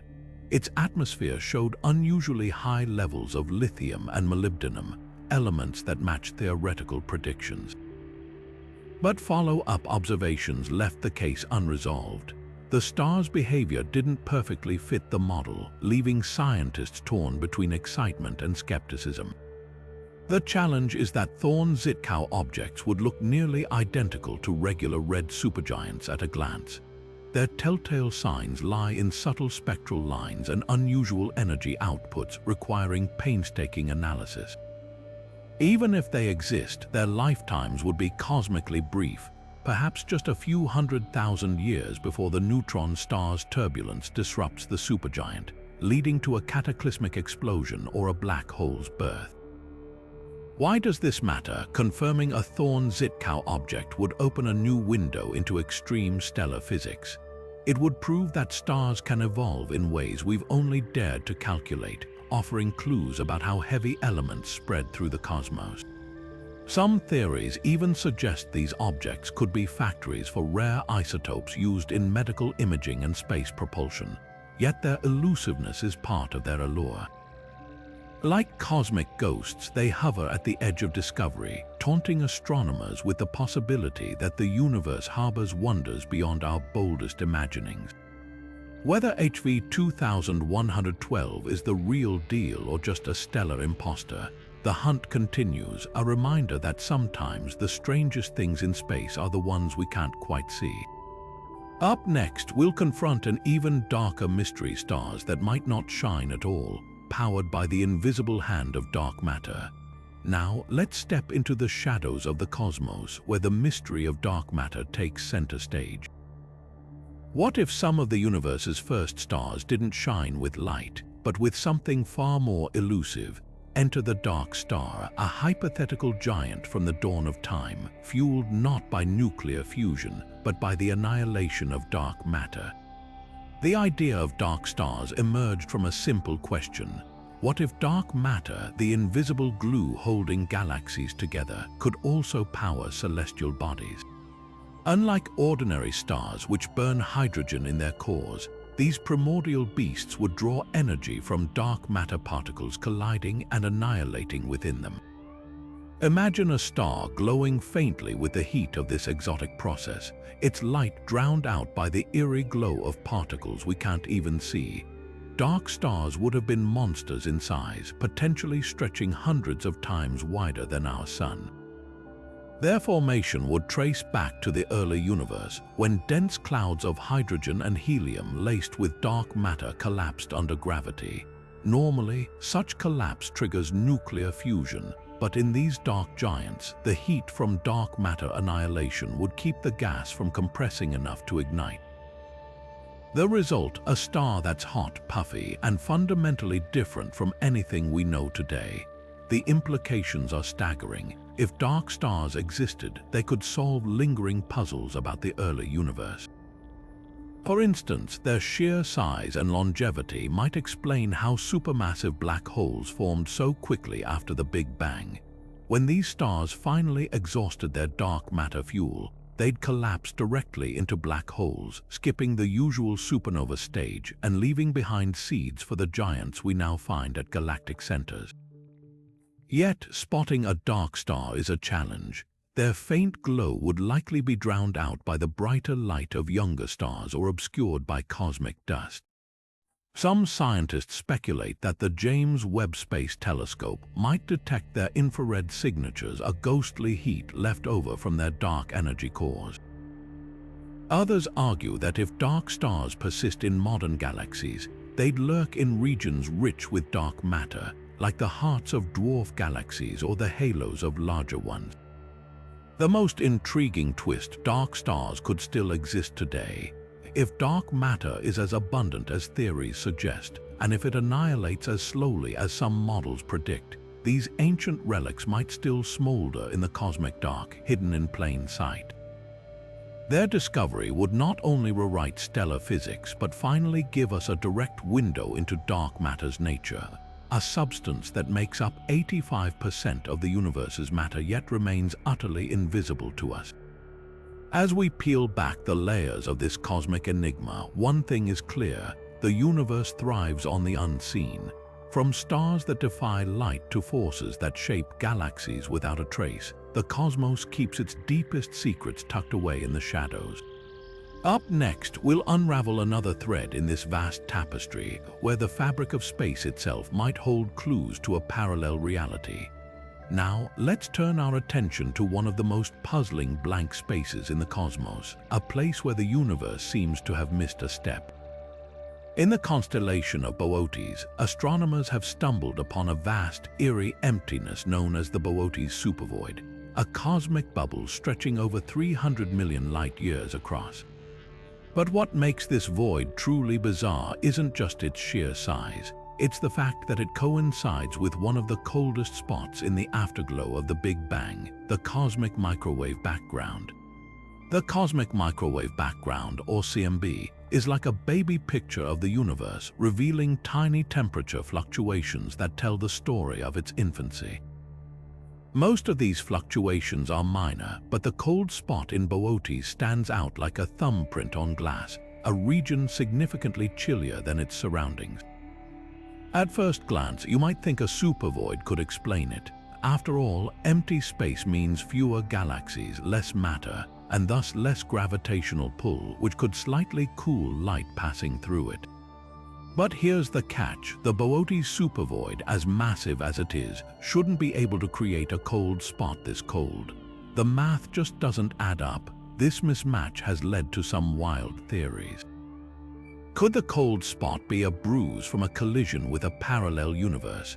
Some researchers have floated the idea that our universe might have bumped into another bubble of space-time, leaving behind a cosmic imprint. Others argue it's simply a statistical fluke, a rare but natural fluctuation in the CMB's fabric. Then there's the middle ground. Perhaps the void isn't entirely empty. If it's laced with faint, undetected structures or exotic physics, like dark energy behaving unusually, it might amplify the cooling effect. The debate gets even thornier when you consider how voids form in the first place. These aren't just random holes, they're the result of millennia of gravitational tug-of-war, where matter gets pulled toward denser regions, leaving behind these sprawling deserts. But the Boötes supervoid is unusually large, even for cosmic standards. If it's not causing the cold spot, then why do they overlap so perfectly? And if it is the culprit, why is the effect stronger than our models predict? For now, the Boötes supervoid and its cold spot remain one of the universe's most tantalizing what-ifs. Future telescopes, like the European Space Agency's Euclid mission, might shed light on this mystery by mapping the void's structure in unprecedented detail. Until then, it serves as a humbling reminder that even our best cosmic blueprints might be missing a few pages. Next up, we'll encounter a structure so enormous, it bends our understanding of the universe's limits. Now, let's shift our gaze to something so colossal it defies the very boundaries of what we thought possible in the universe. Meet the Hercules Corona Borealis Great Wall, a structure so vast it stretches the imagination literally. Discovered in 2013, this colossal filament of galaxies spans an almost incomprehensible 10 billion light-years, making it one of the largest known structures in the observable cosmos.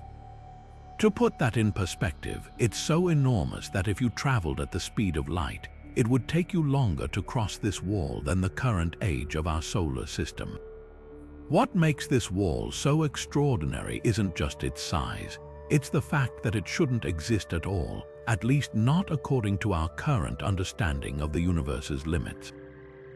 Cosmologists have a principle called the cosmological principle, which states that on the largest scales, the universe should look roughly the same no matter where you are. In other words, matter should be distributed fairly evenly, but the Hercules Corona Borealis Great Wall throws a wrench into that idea. It's a glaring exception, a cosmic wrinkle that challenges the uniformity we expect. So how did something this massive come to be? The leading theory suggests it's a remnant of the early universe, a fossilized imprint of the densest regions where matter first clumped together after the Big Bang. Over billions of years, gravity amplified these initial irregularities, sculpting them into the mind-bending structure we see today. But here's the puzzle. Even with 13.8 billion years of cosmic evolution, our models struggle to explain how such a gigantic wall could form so quickly. Some researchers have even speculated that it might hint at exotic physics, like primordial dark energy or fluctuations in the infant universe far stronger than we've accounted for. The discovery of this wall also raises a thorny question. Is it truly the largest structure, or just the largest we've found so far? As telescopes peer deeper into space, we might uncover even bigger cosmic megastructures, further testing the limits of our theories. For now, the Hercules Corona Borealis Great Wall stands as a humbling reminder that the universe is far stranger and far more expansive than we ever imagined. Up next, we'll examine another cosmic titan that pushes the boundaries of scale and structure. Just when you thought the Hercules Corona Borealis Great Wall was the ultimate cosmic giant, the universe says, hold on, I've got another contender. Enter the Sloan Great Wall, a sprawling filament of galaxies that, while slightly smaller, still stretches an astonishing 1.4 billion light-years across. Discovered in 2003 through the Sloan Digital Sky Survey, this colossal structure serves as both a sibling and a rival to the Hercules Corona Borealis Wall, forcing us to rethink how such incomprehensibly large formations come to exist. What makes the Sloan Great Wall fascinating isn't just its size, it's the way it mirrors and contrasts with its larger counterpart. Unlike the Hercules Corona Borealis Wall, which appears as a relatively uniform sheet of galaxies, the Sloan Wall has a more intricate web-like structure. Picture it as a cosmic freeway with dense clusters of galaxies acting as bustling interchanges connected by thinner threads of galactic neighborhoods. This complexity raises a critical question. Do these walls form through the same processes, or are they products of entirely different cosmic conditions? The leading explanation ties back to the universe's infancy. After the Big Bang, tiny quantum fluctuations in density created uneven patches where matter clumped slightly tighter. Over billions of years, gravity amplified these wrinkles, pulling galaxies into the vast filaments we see today. But here's the catch: our simulations struggle to produce structures as massive and intricate as the Sloan Great Wall within the time available since the Big Bang. Some theorists suggest that dark matter, the invisible scaffolding of the cosmos, might have played a more dominant role than we thought, accelerating the growth of these filaments. Others wonder if dark energy, the mysterious force driving the universe's expansion, somehow left these regions less affected, allowing matter to pile up undisturbed. Yet the Sloan Great Wall also presents its own unique puzzle. While the Hercules Corona Borealis Wall defies the cosmological principle by being too large, the Sloan Wall challenges it in a subtler way. Its intricate web-like pattern suggests that matter isn't just clustering randomly, it's organizing in ways that our models don't fully predict. This hints that the universe might have preferred blueprints for structure formation, with certain patterns repeating on scales we're only beginning to map. So where does this leave us? Each of these colossal walls is like a fingerprint from the early universe, offering clues about the forces that shaped everything we see. And as astronomers uncover even larger structures, the boundaries of what we consider possible keep expanding. One thing's certain: the universe loves to humble us, revealing that its true scale and complexity are far beyond what our textbooks ever imagined. Next, we'll turn our attention to an invisible force that binds these cosmic titans together, the enigmatic dark matter halo. While these colossal cosmic structures defy our expectations, their very existence owes itself to something far more elusive: the invisible hand of dark matter. Picture this: every galaxy, from our own Milky Way to the distant giants within the Sloan Great Wall, is cocooned within an enormous, ghostly halo of material we can't see. This is the dark matter halo, an enigmatic force that sculpts the universe while remaining utterly invisible to our telescopes. How do we know it's there? The evidence comes from gravity's grip. Stars at the edges of spiral galaxies orbit just as fast as those near the center, defying the laws of motion we observe in our solar system. If galaxies were made only of visible matter, those outer stars should be drifting lazily like leaves on a pond. Instead, they race as if pulled by something unseen: dark matter, whose gravity holds galaxies together like an invisible scaffold. Without it, galaxies would fly apart, and cosmic titans like the Sloan Great Wall could never have formed. The hunt to pin down dark matter is one of astronomy's greatest detective stories. Scientists have tried catching its whispers in ultra-sensitive underground labs, where detectors wait for hypothetical particles like WIMP, weakly interacting massive particles, to bump into ordinary atoms. Others study cosmic collisions like the Bullet Cluster, where dark matter's presence is revealed by the way it bends light around galaxies, leaving visible matter trailing behind like smoke. So far, though, dark matter remains stubbornly invisible, refusing to give up its secrets. Theories abound about what it could be. Some propose actions, ultra-light particles streaming through space. Others suggest primordial black holes forged in the universe's first seconds. But perhaps the most mind-bending idea is that dark matter isn't a particle at all, that our understanding of gravity itself is incomplete. Modified Newtonian dynamics, or MUND, suggests gravity behaves differently at cosmic scales, eliminating the need for dark matter entirely. Yet most astronomers still bet on its existence, given how perfectly it explains the universe's large-scale structure. What's clear is that dark matter halos aren't just passive wrappers. They're dynamic players in cosmic evolution. Simulations show how these halos act as gravitational wells, funneling gas and dust into galaxies and triggering star formation. They may even dictate a galaxy's shape. Too much dark matter, and you get a featureless elliptical blob. Just the right amount and delicate spiral arms emerge. The mystery endures, but so does the thrill of the chase. Every null result in underground labs, every anomalous galaxy rotation curve, brings us closer to understanding this invisible architect of the cosmos. And as we peel back the layers, we're reminded that the universe's greatest stories are often written in the things we can't see.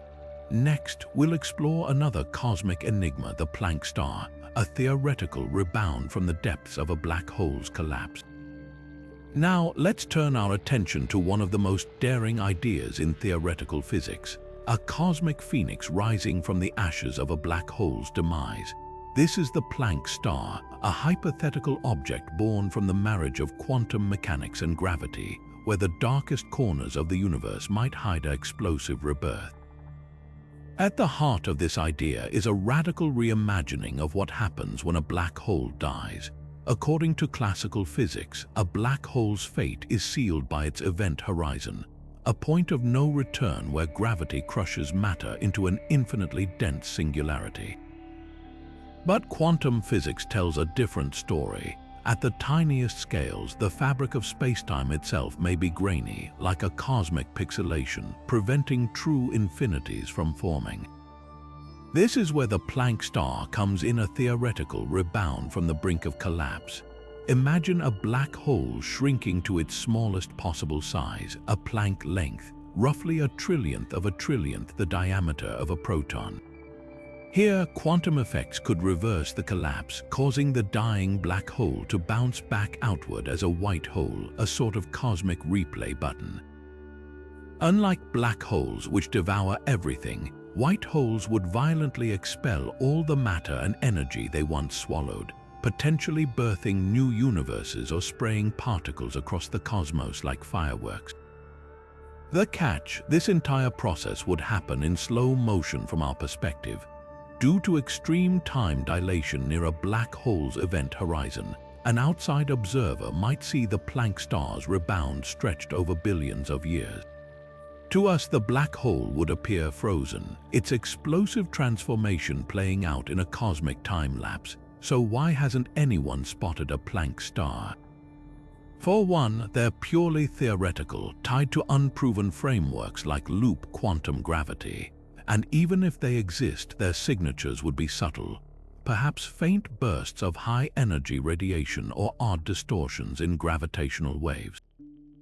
Some scientists speculate that primordial Planck stars forged in the early universe could lurk unseen today, their light red shifted into invisibility.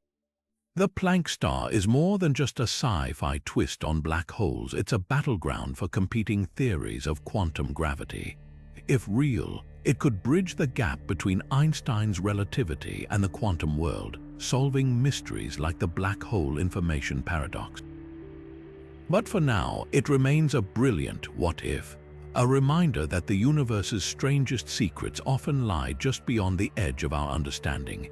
Up next, we'll confront another puzzle woven into the fabric of spacetime itself, the black hole information paradox, where the rules of quantum mechanics and relativity collide in a cosmic tug-of-war.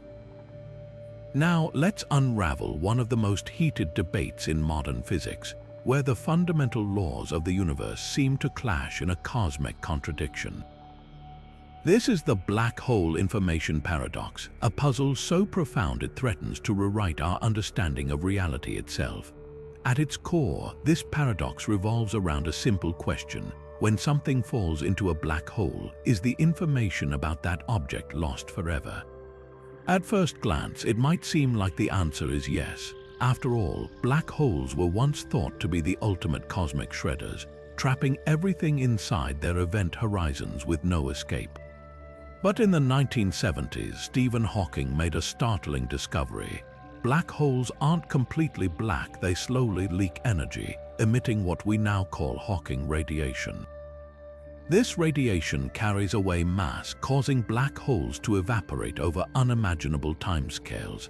Here's where the trouble starts. Hawking radiation appears to be random, devoid of any information about what fell into the black hole.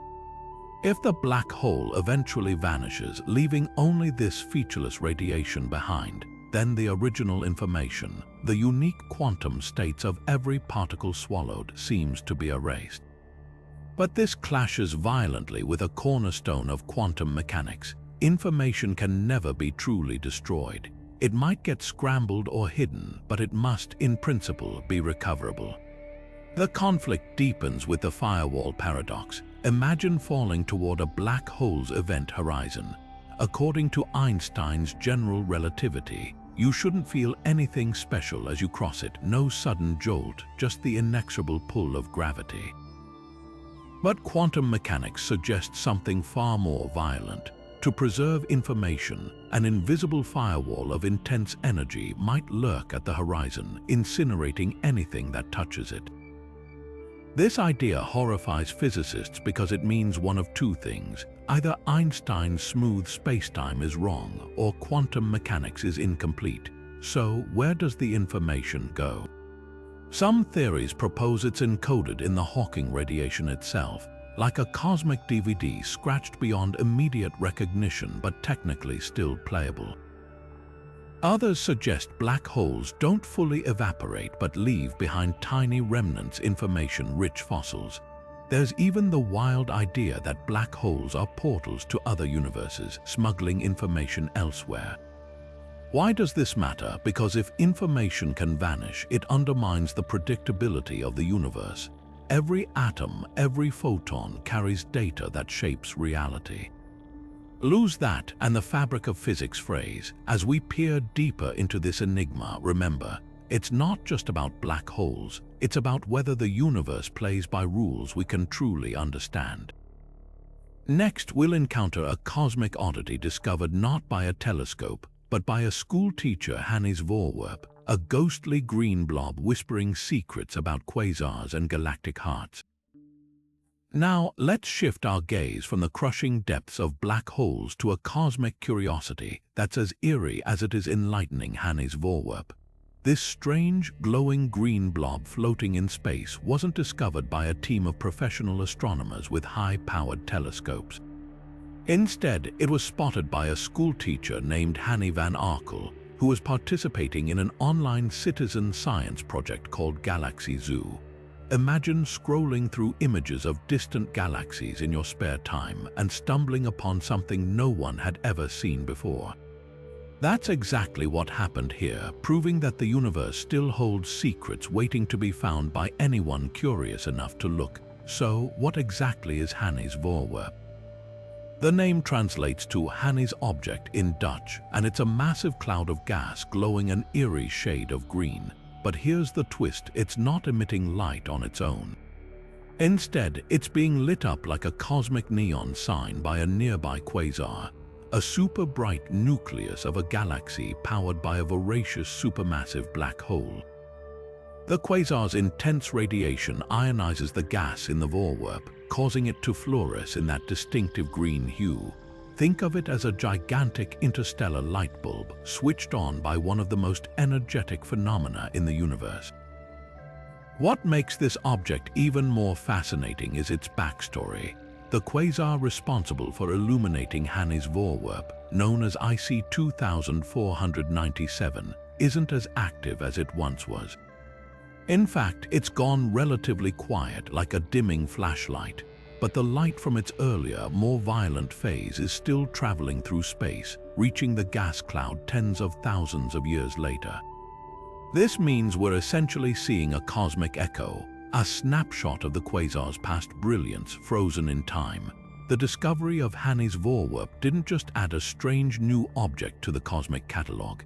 It opened up an entirely new way of studying quasars and their impact on surrounding matter. Astronomers realized that these glowing gas clouds could serve as light echoes, helping them map the history of quasar activity long after the quasars themselves have faded. It's like finding an ancient manuscript that reveals the secrets of a long-dead civilization. But the surprises don't end there. Detailed observations of Hanny's Voorwerp revealed something even more unexpected: signs of star formation within the cloud.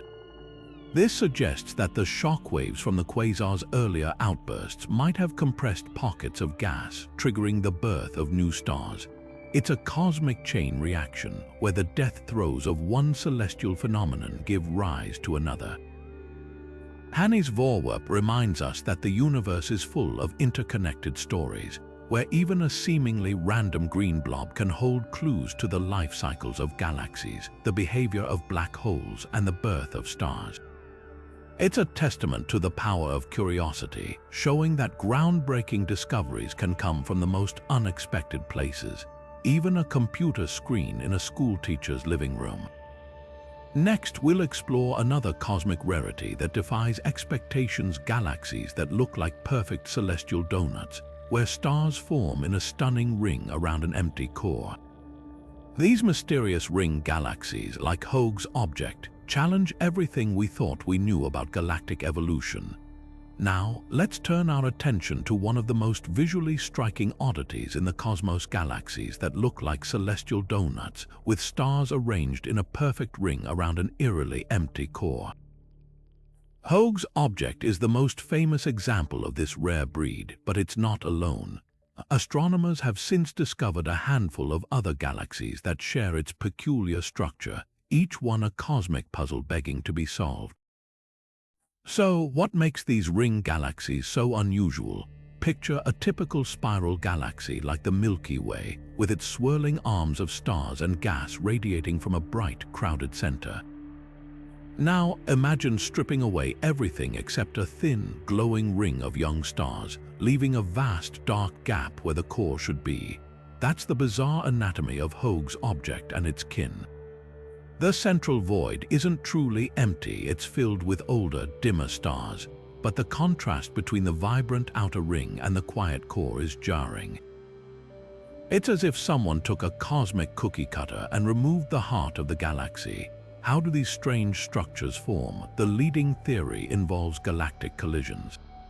Imagine a smaller galaxy plunging straight through the center of a larger one, like a bullet through an apple. The gravitational shockwave from this violent encounter could send ripples through the victim galaxy, compressing gas and dust into a ring where new stars ignite. Over time, the intruder galaxy moves on, leaving behind a perfectly symmetrical ring of young, blue stars around an undisturbed older core. This bullseye scenario explains why some ring galaxies, like the Cartwheel Galaxy, show clear signs of a recent collision. But Hoag's object throws a wrench into that tidy explanation. There's no obvious wreckage of a collision nearby, no second galaxy fleeing the scene. This has led astronomers to consider alternative origins like internal instability. Perhaps a slow, internal redistribution of gas triggered by a bar-like structure or a lopsided disk could have funneled material outward, creating a ring without any outside help. It's a quieter, more mysterious process, one that might explain why Hoag's object seems so pristine. The plot thickens when we look at other ring galaxies. Some, like NGC 720, have multiple rings nested like tree rings, suggesting a history of repeated disturbances. Others, like AM06444741, show warped or uneven rings, hinting at chaotic collisions that didn't leave such a clean result. Each of these galaxies is a unique experiment in cosmic architecture, offering clues about how gravity, gas, and time sculpt the universe. What's truly mind-bending is that these rings aren't permanent. Over billions of years, the outer ring of stars will either scatter or sink inward, blurring the galaxy back into a more ordinary shape. That means we're catching these celestial donuts at just the right moment in their evolution, a fleeting glimpse of a cosmic balancing act. Hoag's object and its rare siblings challenge our assumptions about how galaxies grow and change. They remind us that the universe has more than one way to build a galaxy, and sometimes the most beautiful structures arise from the most violent or delicate processes. Up next, we'll witness an even grander scale of cosmic drama, the ultimate galactic feast, where one giant galaxy devours another in a slow-motion collision that reshapes the universe.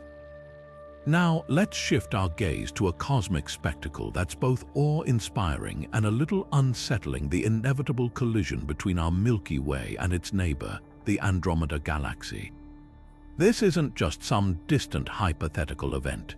In roughly 4 billion years, these two galactic giants will begin a slow-motion dance of destruction and rebirth, merging into a single, monstrous galaxy.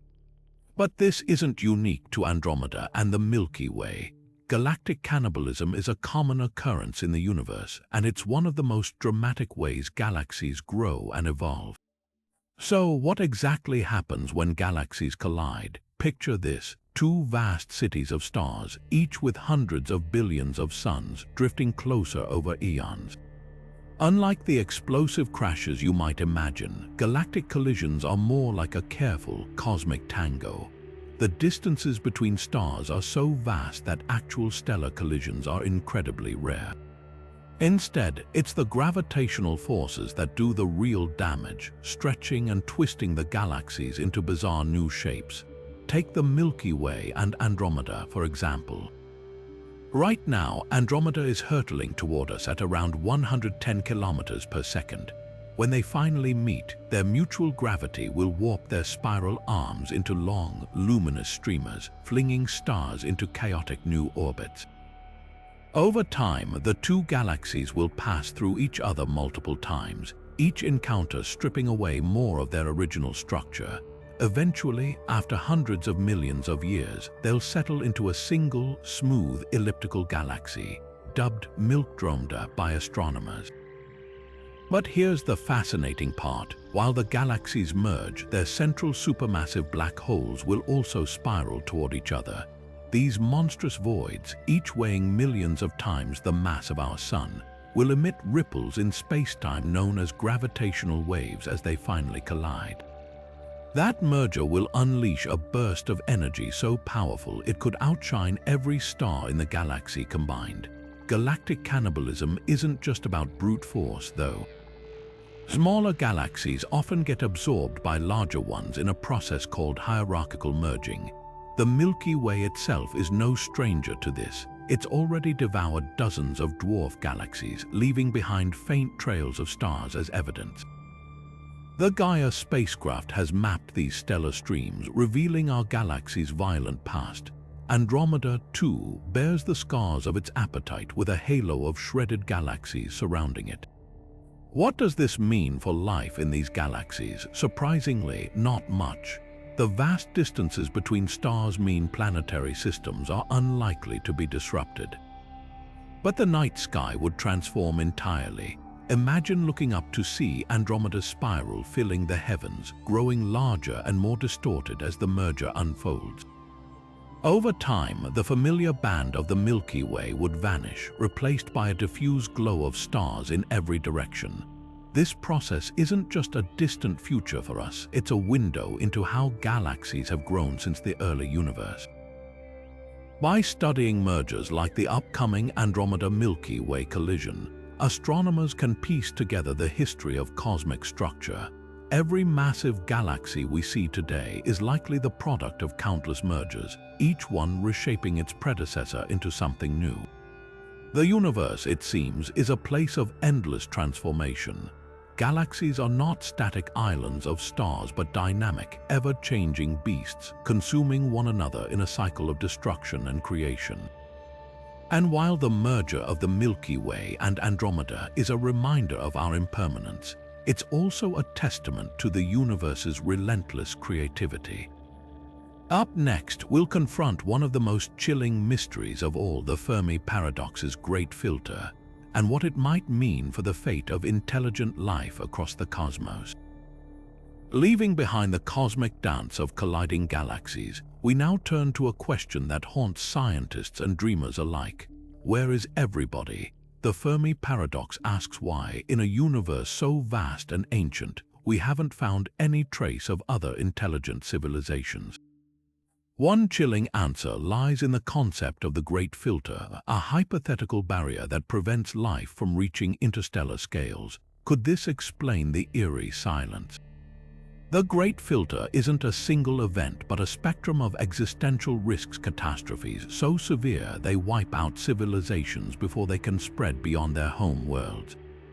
Some filters might lie in our past, like the staggering improbability of life emerging from non-living chemistry. If this step is extraordinarily rare, it could explain why the universe seems empty. But there's a darker possibility. The filter might still lie ahead of us, lurking in humanity's future. Imagine a civilization like ours on the cusp of becoming interstellar. What could stop it? Nuclear war, climate collapse, or runaway artificial intelligence are all potential filters. Even seemingly benign technologies could backfire. Nanotech replicators might consume all organic matter, or particle accelerator experiments could accidentally create black holes. The unsettling truth is that every leap in progress might carry hidden extinction risks. History offers sobering parallels. On Earth, countless species have gone extinct after failing to adapt to rapid changes. Civilizations, too, have collapsed. Think of Easter Island's ecological overshoot or the societal fragmentation that doomed the Maya. If self-destruction is a common fate for advanced cultures, it would explain why we don't see sprawling alien megastructures or interstellar signals. But there's a twist. Some filters might not be doom at all. A civilization could transcend physical existence, uploading minds into virtual realities or merging with machines. To an outside observer, they'd simply vanish, not because they died, but because they abandoned the need for starships and radio transmissions. This post-biological scenario suggests the universe might be full of advanced life, just in forms we can't yet perceive. The Great Filter forces us to confront humanity's fragility, but also its potential. If we've already passed the hardest steps, like the origin of life or multicellularity, our future might be wide open. Alternatively, if the filter lies ahead, every decision we make today could determine whether we become a galactic civilization or a cosmic footnote. The silence of the stars might be tragic, or it might be a challenge, a call to survive long enough to fill that silence ourselves. Next, we'll uncover the Kordylewski clouds, ghostly dust formations hiding in plain sight near Earth, and why they eluded detection for so long. Shifting our focus closer to home, let's uncover one of the solar system's best-kept secrets, the ghostly Kordylewski clouds. These mysterious dust formations, hidden in the gravitational sweet spots near Earth, remained the subject of heated debate for over half a century before scientists finally confirmed their existence. Imagine two colossal clouds of dust, each spanning an area larger than our planet, silently orbiting Earth like cosmic phantoms. Yet for decades, even astronomers doubted they were real. The story begins in 1956, when Polish astronomer Kazimierz Kordylewski first theorized that dust clouds could linger at Lagrange points, regions where the gravitational pulls of Earth and the Moon balance perfectly. These points, labeled L4 and L5, act like cosmic parking spots where objects can hover indefinitely. Kordylewski believed particles trapped here might coalesce into faint, sprawling clouds. But when he claimed to spot them through a telescope, skepticism followed. The clouds were so tenuous, so achingly faint, that many dismissed them as optical illusions or camera artifacts. What makes these clouds so elusive? Unlike the Moon or satellites, they don't reflect much light. Instead, they're composed of micrometeoroid dust and charged particles, thinner than the wispiest cirrus clouds on Earth. Detecting them required near-perfect observing conditions and instruments sensitive enough to pick up their feeble glow against the starry backdrop. For decades, every attempted observation ended in ambiguity until 2018, when Hungarian researchers used advanced polarizing filters to photograph the clouds definitively. Their images revealed delicate, ever-shifting structures confirming Kordylski's vision. But here's the twist: these clouds aren't static. Solar wind and gravitational nudges from other planets constantly reshape them, creating a dynamic, evolving tapestry. Some scientists even speculate they could serve as way stations for future space missions, offering raw materials for construction or fuel. Others warn their dust could pose risks to satellites, clogging delicate instruments over time. The Kordylski clouds remind us that even in our celestial backyard, mysteries persist. They challenge our assumptions about what's empty space and prove that sometimes the most extraordinary discoveries are hiding in plain sight. Next, we'll venture beyond Earth to examine Kepler 1625b, a distant exoplanet that might harbor the first known moon outside our solar system, a discovery that could reshape our understanding of alien worlds. Now let's journey far beyond our solar system to a gas giant named Kepler 1625b, where astronomers may have spotted something extraordinary: the first moon ever detected orbiting a planet in another star system. This potential exomoon, dubbed Kepler 1625bi, is a tantalizing mystery, challenging our understanding of how moons form and survive in the cosmos. The story begins with data from the Kepler Space Telescope, which observed the star Kepler 1625 for signs of planetary transits, dips in starlight caused by orbiting planets. Scientists noticed something peculiar. Not only did the planet itself block the star's light, but there were smaller, secondary dips that suggested something else, possibly a moon, trailing the planet. This marked the first serious hint of an exomoon, a discovery that could redefine our grasp of alien planetary systems. What makes this candidate so fascinating? For starters, it's enormous. Preliminary estimates suggest it could be as large as Neptune, making it far bigger than any moon in our solar system. If confirmed, this raises questions about how such a massive moon could form. Traditional models suggest moons are born from the debris left over after planetary collisions, like Earth's moon, or are captured asteroids like Mars's moons. But a Neptune-sized moon defies these expectations. Some theorists propose it might be a captured planet, adding another twist to the already complex dance of celestial mechanics. Detecting exomoons is no easy feat. They're small, faint, and often lost in the glare of their host stars and planets. Even Kepler 1625b's potential discovery relied on indirect methods analyzing subtle light patterns and timing variations. The Hubble Space Telescope later observed the system, adding weight to the hypothesis, but skepticism remains. The signal is faint, and alternative explanations like stellar activity or instrumental noise haven't been entirely ruled out. Yet the implications are staggering. If real, this moon could have its own atmosphere, weather, and even the potential for life. Imagine a world where a gas giant's moon, warmed by tidal forces, hosts vast oceans beneath icy shells. While Kepler 1625b is likely too massive and gaseous for life as we know it, its existence hints that smaller, Earth-like exomoons might be waiting to be found. The hunt for exomoons is just beginning. New telescopes like the James Webb Space Telescope could provide the clarity needed to confirm or refute this discovery. Until then, Kepler 1625b stands as a tantalizing maybe, a glimpse into the boundless diversity of worlds beyond our solar system. Next, we'll explore another cosmic giant, Rubin's Galaxy, a sprawling spiral that defies expectations with its gentle dominance of deep space. But now, let's turn our gaze toward a cosmic titan that defies the chaos typically found in the universe, Rubin's Galaxy. also known as UGC 2885. This sprawling spiral, stretching over twice the width of our Milky Way, earns its nickname as the Gentle Giant for its remarkably peaceful existence.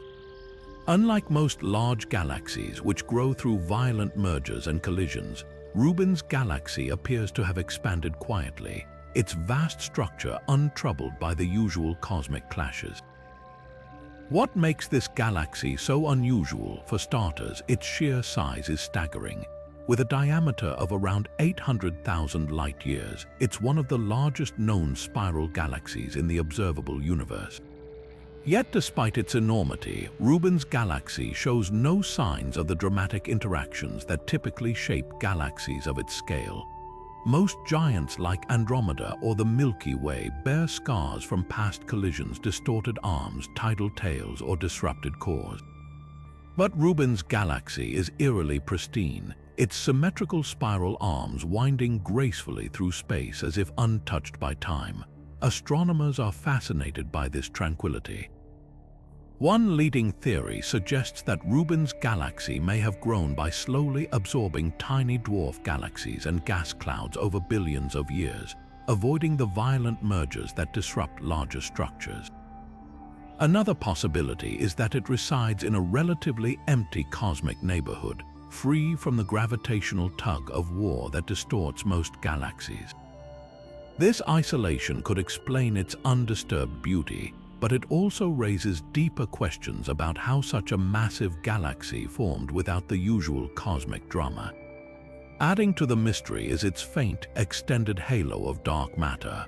Observations suggest this invisible envelope is far larger than expected, hinting at a unique formation history. Some researchers propose that Rubin's galaxy might be a rare relic from the early universe, a surviving giant that avoided the chaotic collisions that reshaped its peers. If so, studying it could offer clues about how the first galaxies evolved in a quieter, less crowded cosmos. Yet Rubin's galaxy isn't just a passive observer. At its heart lies a supermassive black hole, but one that's oddly subdued. Unlike the frenetic activity seen in other galactic centers, this black hole appears to be unusually quiet, emitting little radiation.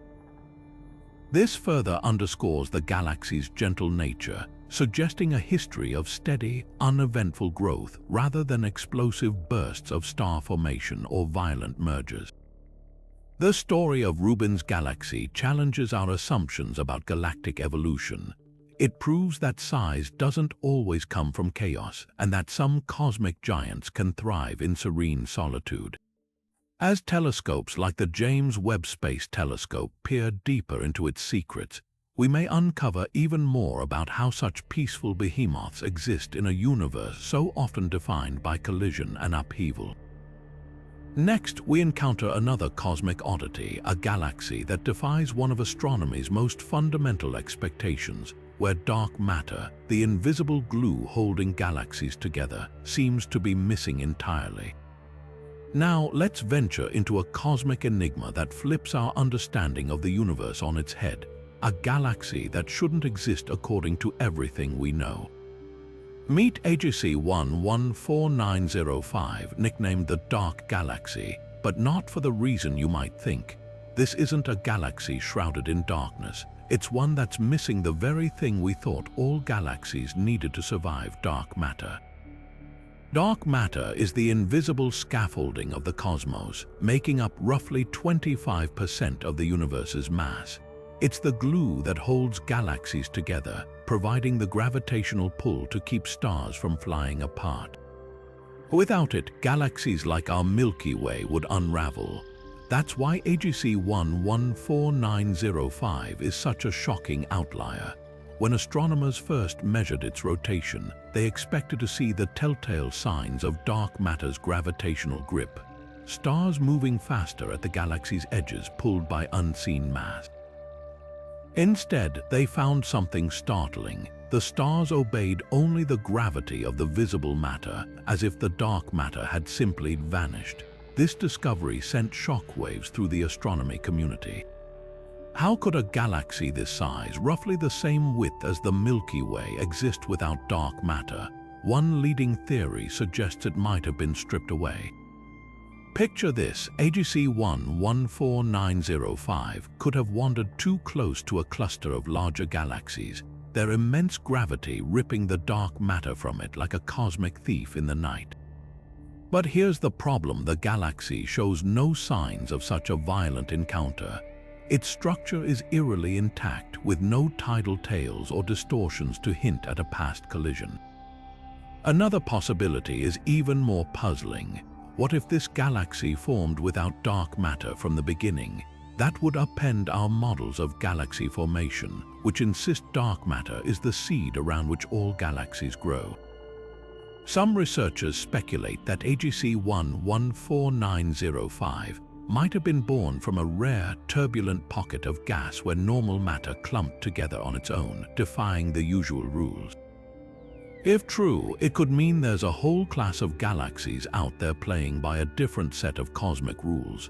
The implications are profound. If galaxies can exist without dark matter, it challenges decades of astrophysics. It forces us to ask, is dark matter truly universal, or are there exceptions hiding in plain sight? The discovery also throws a wrench into alternative theories of gravity, like modified Newtonian dynamics, which try to explain galactic rotations without invoking dark matter. If a galaxy can rotate just fine without dark matter, why do most others seem to need it? AGC 114905 isn't just a curiosity, it's a cosmic rebel. By refusing to conform, it pushes us to rethink the foundations of how galaxies live and evolve.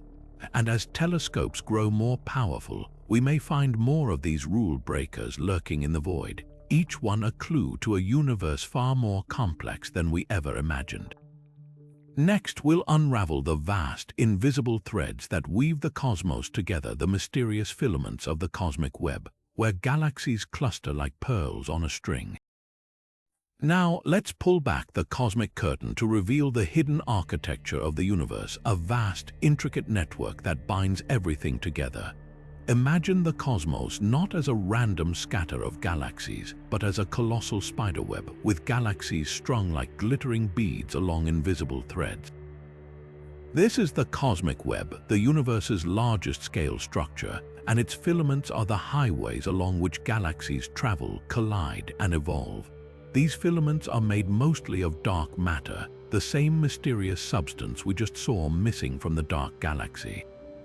But here, dark matter isn't absent, it's the star of the show. Think of it as the skeleton of the universe. After the Big Bang, tiny fluctuations in density caused dark matter to clump together first, forming a scaffold.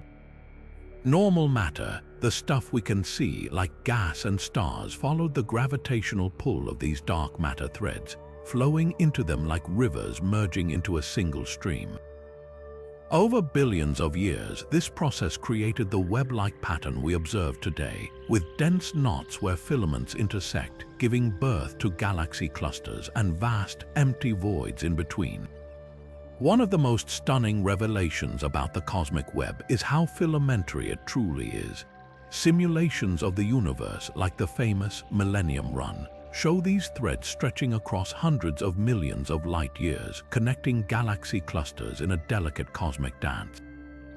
But how do we observe something made of invisible dark matter? Astronomers use clever tricks. For example, they map the web by watching how galaxies move.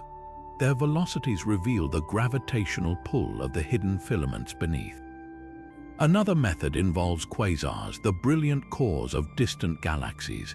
As their light travels through filaments, certain wavelengths get absorbed, leaving a fingerprint of the gas trapped in these threads.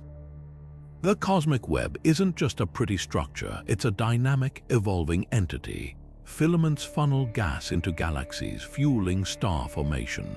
They also act as cosmic matchmakers, guiding galaxies toward each other for dramatic mergers. And when galaxy clusters collide along these filaments, they create some of the most energetic events in the universe, like the bullet cluster, where dark matter and normal matter were visibly torn apart by the crash.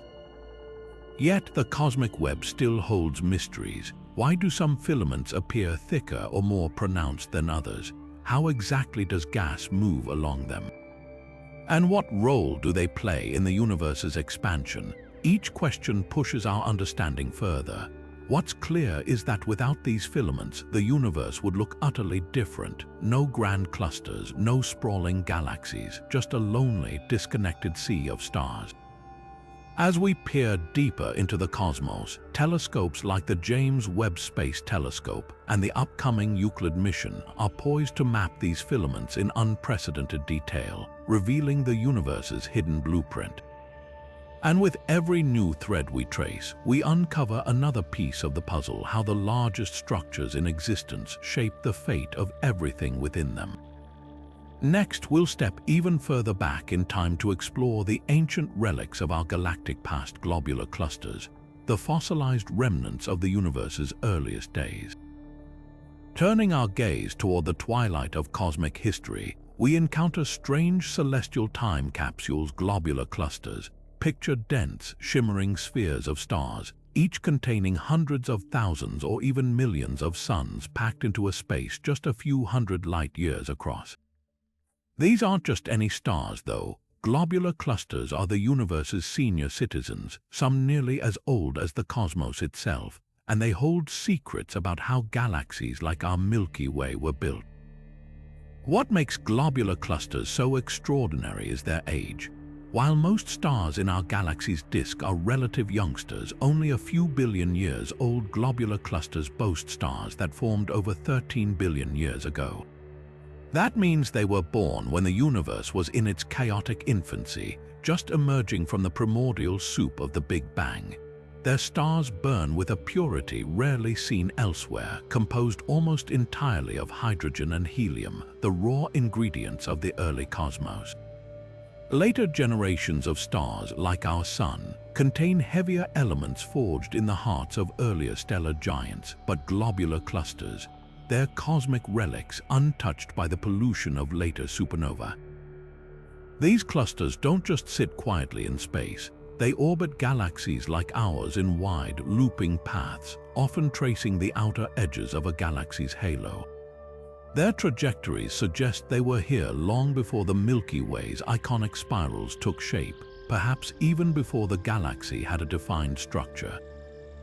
Some astronomers believe globular clusters are the surviving remnants of smaller galaxies that our Milky Way cannibalized during its violent youth. The cluster's resilience, their ability to stay intact despite galactic collisions, hints at their incredible density. In their cores, stars are packed so tightly that if you stood on a planet there, the night sky would blaze with thousands of stars as bright as Venus. Yet, globular clusters aren't just ancient curiosities. They're also astrophysical puzzles. For one, many contain multiple generations of stars, a discovery that upended the old idea that all their stars formed at once. Somehow, despite their age, these clusters found ways to recycle gas and birth new stars long after their initial formation. Even stranger, some clusters host stars with wildly different chemical compositions right next to each other, as if the cluster cannibalized smaller groups of stars along the way. Then there are the blue stragglers, stars that appear mysteriously young, possibly the result of stellar collisions or vampiric transfers of material between aging stars. Perhaps the most tantalizing question about globular clusters is their role in shaping galaxies. Did they act as gravitational anchors, helping to pull together the first proto-galaxies? Could they have seeded supermassive black holes like the one lurking at the Milky Way's center? With missions like the James Webb Space Telescope peering into their ancient light, we're closer than ever to answers. Next, we'll tune into a cosmic radio broadcast that has baffled astronomers for years, a signal that repeats with no clear origin, hinting at the universe's most energetic enigmas. Now, let's shift our attention from ancient star clusters to a far more fleeting cosmic phenomenon, one that crackles across the universe in bursts of radio energy so intense they outshine entire galaxies for mere milliseconds. Meet FRB 121102, the first known repeating fast radio burst, a celestial signal that refuses to stay silent. Unlike the one-off fast radio bursts that vanish as quickly as they appear, this source in a dwarf galaxy 3 billion light-years away has been sending out pulses sporadically since its discovery in 2012. Imagine a cosmic lighthouse flickering on and off with no predictable rhythm, each blast packing as much energy as the sun emits in 80 years. The sheer power of these bursts suggests something extraordinary is at work. Perhaps a neutron star, the collapsed core of a supernova, spinning so fast and with such intense magnetic fields that it periodically unleashes titanic eruptions. One leading theory points to magnetars, a special breed of neutron stars with magnetic fields 1,000 trillion times stronger than Earth's. These stars are known for violent outbursts, and some astronomers suspect FRB 121102 might be a magnetar on overdrive. But here's the twist. The bursts aren't just repeating, they're also polarized, meaning their radio waves are twisted in a way that hints at an environment choked with plasma and magnetic chaos. This has led researchers to wonder if the magnetar is nestled near a black hole or surrounded by the debris of a shattered star, adding layers of complexity to its eruptions. Another puzzle is the role of interstellar lensing. As these radio waves travel across the universe, they pass through clouds of ionized gas and dust, which can bend and distort the signals like a funhouse mirror. By studying these distortions, scientists can map the otherwise invisible material between galaxies, turning FRBs into tools for probing the cosmos's hidden scaffolding. In FRB 121102's case, some bursts arrive slightly staggered, as if taking detours through dense patches of intergalactic space. What makes this repeater even more intriguing is its location. It sits in a region of its host galaxy brimming with star formation, a nursery for massive stars that live fast and die young. This fuels speculation that the burst source could be a young magnetar, fresh from the supernova that birthed it, still surrounded by the turbulent remnants of its stellar ancestry. Yet, not all repeating FRBs share this environment. Some emerge from quieter galactic neighborhoods, suggesting multiple origins for these enigmatic signals. The quest to decode FRB 121102 is far from over. With every new burst, it offers clues about the extreme physics of neutron stars, the structure of the universe, and even the possibility of artificial origins, though natural explanations remain far more likely. As radio telescopes around the world monitor this cosmic chatterbox, one thing is clear. These fleeting whispers from the depths of space are rewriting what we know about the universe's most energetic phenomena. Next, we'll turn our focus to an object that blurs the line between asteroid and comet, defying simple classification as it drifts through our solar system.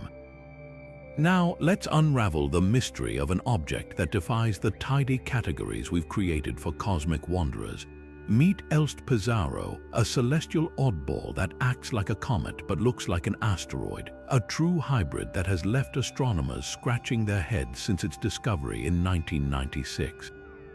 Most comets are icy bodies from the outer solar system that grow glowing tails when they approach the sun, while asteroids are rocky or metallic relics from the inner solar system with no such theatrics. Elst Pizarro, however, breaks all the rules. It orbits in the main asteroid belt between Mars and Jupiter, a region where ice shouldn't survive the sun's heat. Yet, against all expectations, it sporadically sprouts a faint comet-like tail. The twist, despite this tail, no one has detected the usual culprit, water ice sublimating into gas. So what's fueling this asteroid's unexpected performance? One leading theory suggests that Elst Pizarro's tail might be made of dust, not gas. Unlike traditional comets, where ice vaporizes and releases dusty debris, this object could be ejecting dust through other means. Perhaps tiny impacts from space rocks are chipping away at its surface, or buried salts are heating up and fracturing the rock, releasing puffs of particles. Another possibility is that it's a main belt comet, a rare class of objects with just enough hidden ice to produce sporadic activity when sunlight cracks open its dusty shell. What makes Elst Pizarro even more puzzling is its orbit. It follows a nearly circular path in the asteroid belt, unlike the elongated orbits of most comets. This implies it's been there for billions of years, yet somehow retained enough volatile material, or a mechanism, to keep producing tails. Some scientists speculate it might be a refugee from the outer solar system, nudged inward by gravitational encounters, but its current stable orbit makes that unlikely.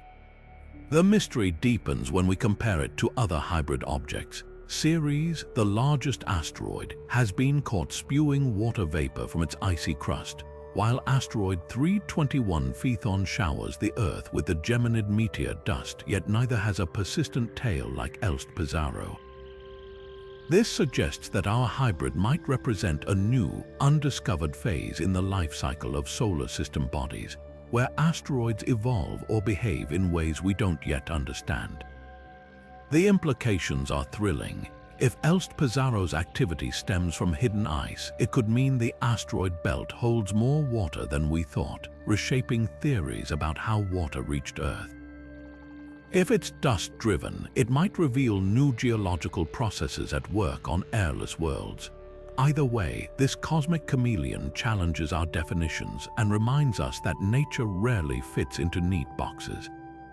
Up next, we'll journey to a star system where planets orbit the corpse of a dead sun, a discovery that redefined where life could exist in the universe. Now, let's turn our gaze to a star system that rewrote the rules of planetary existence. In the vast graveyard of the cosmos, where dead stars linger, astronomers made a jaw-dropping discovery. The first planets ever found beyond our solar system weren't circling a living star, but the corpse of one. Meet the pulsar planets of PSRB 1257+12, a system so bizarre it challenged everything we thought we knew about where worlds could form. Pulsars are the dense, spinning remnants of massive stars that went supernova. These stellar zombies emit beams of radiation that sweep across space like cosmic lighthouses, and their precise, rapid pulses make them ideal for detecting tiny gravitational tugs, the telltale signs of orbiting planets. In 1992, astronomers studying this particular pulsar noticed its rhythmic signals were being disrupted in a way that could only mean one thing: planets. Not just one, but three worlds orbiting the dead star's eerie glow. What makes these pulsar planets so shocking is their origin story. A supernova explosion is the most violent event in the universe, capable of vaporizing nearby worlds. So how did these planets survive? The leading theory is that they didn't, at least not in their current form. The original planets orbiting the star before its death were likely obliterated. Instead, these worlds may be second-generation planets, born from the debris of the catastrophe. Dust and gas from the explosion could have clumped together in a disk around the pulsar, eventually coalescing into new, incredibly resilient worlds. The conditions on these planets are nothing short of apocalyptic. Bathed in intense radiation and buffeted by the pulsar's magnetic field, their surfaces would be bombarded by deadly particles. One of the planets, with a mass just twice that of Earth's moon, is so close to the pulsar it completes an orbit in just 25 days. Another, slightly heavier than Earth, endures even harsher conditions. Yet their very existence proves that planets can form in the most hostile environments imaginable, a revelation that expanded the search for alien worlds to places we once thought impossible. The discovery of pulsar planets also forced scientists to rethink the definition of habitable. While these worlds are almost certainly lifeless, they open the door to the idea that even in the harshest corners of the universe, planets might find a way. It's a humbling reminder that the cosmos is far more creative and stubborn than we ever anticipated. Next, we'll explore a chilling theory that suggests our own sun might have a hidden companion, one linked to Earth's darkest chapters. Now, let's venture into one of the most intriguing and controversial theories in astronomy, a cosmic shadow lurking at the edges of our solar system. For decades, scientists have debated the existence of the Nemesis star, a hypothetical companion to our Sun that could be responsible for some of Earth's most catastrophic events. The idea is as chilling as it is fascinating. Nemesis is theorized to be a dim red dwarf or even a brown dwarf, a failed star too small to shine brightly orbiting the Sun at a distance of up to 1.5 light years. Its gravitational pull, if real, could periodically disturb the Oumuamua cloud, that distant shell of icy debris surrounding our solar system. When Nemesis swings close, the theory suggests it sends a barrage of comets hurtling inward, some of which collide with Earth. These impacts could explain the mysterious pattern of mass extinctions in our planet's history, including the event that wiped out the dinosaurs. The evidence for Nemesis is circumstantial but compelling. Paleontologists have noticed that major extinction events seem to occur roughly every 26 to 30 million years, a pattern that aligns with Nemesis's hypothetical orbit.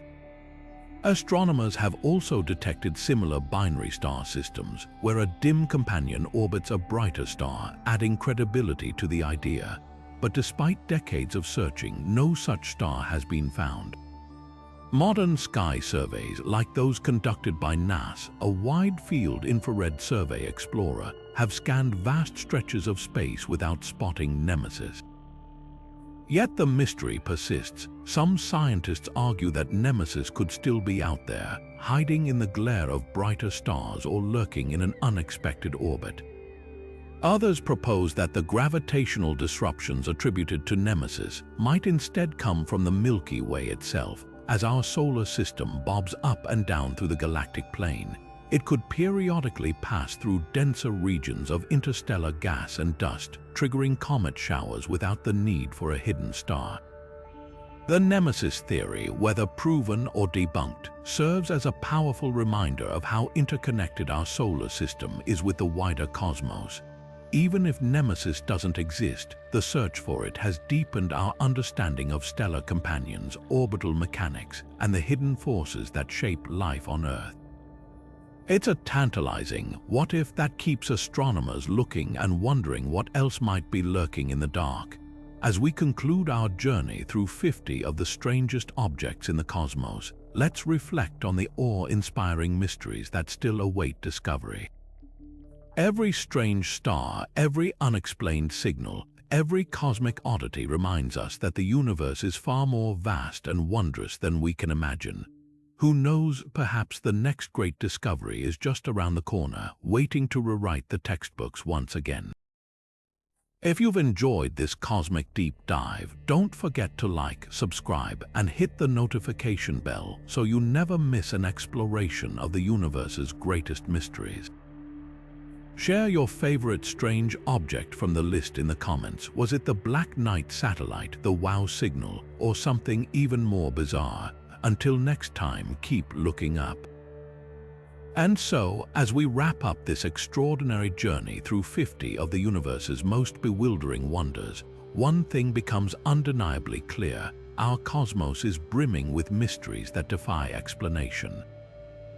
From the eerie silence of the WOW signal to the gravitational enigma of the Great Attractor, each object we've explored peels back another layer of the universe's infinite complexity.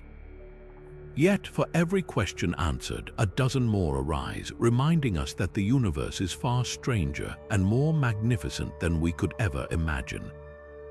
Think about it. The Black Knight satellite lingers in orbit, its origins still hotly debated.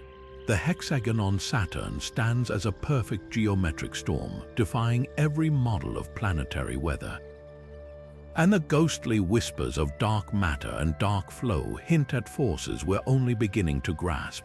These aren't just scientific curiosities, they're cosmic breadcrumbs inviting us to dig deeper into the unknown. What if Tabby stars dimming really is the work of alien megastructures? Could the Fermi bubbles be remnants of a supermassive black hole's ancient feast? The answers, if they come at all, might rewrite everything we thought we knew. But here's the beautiful part: the search itself is what keeps science alive. Every telescope pointed skyward, every radio signal analyzed, every theory tested, they all bring us closer to understanding our place in this vast, mysterious tapestry. And that's where you come in. The universe isn't just for astronomers to explore. It's for anyone who's ever looked up at the night sky and wondered. So keep asking those big questions. Dive into the comments and tell us which cosmic oddity fascinated you the most. Was it the diamond planet, the cannibal galaxy, or something even wilder? Let's keep the conversation as boundless as space itself. If this journey through the cosmos has left you hungry for more, don't miss out on what's coming next. Hit that subscribe button and ring the notification bell so you're always in the loop when we uncover another piece of the universe's puzzle. Who knows? The next video might just reveal the discovery that changes everything. Until then, stay curious, keep exploring, and remember, the universe is stranger than fiction, and its greatest mysteries are still waiting to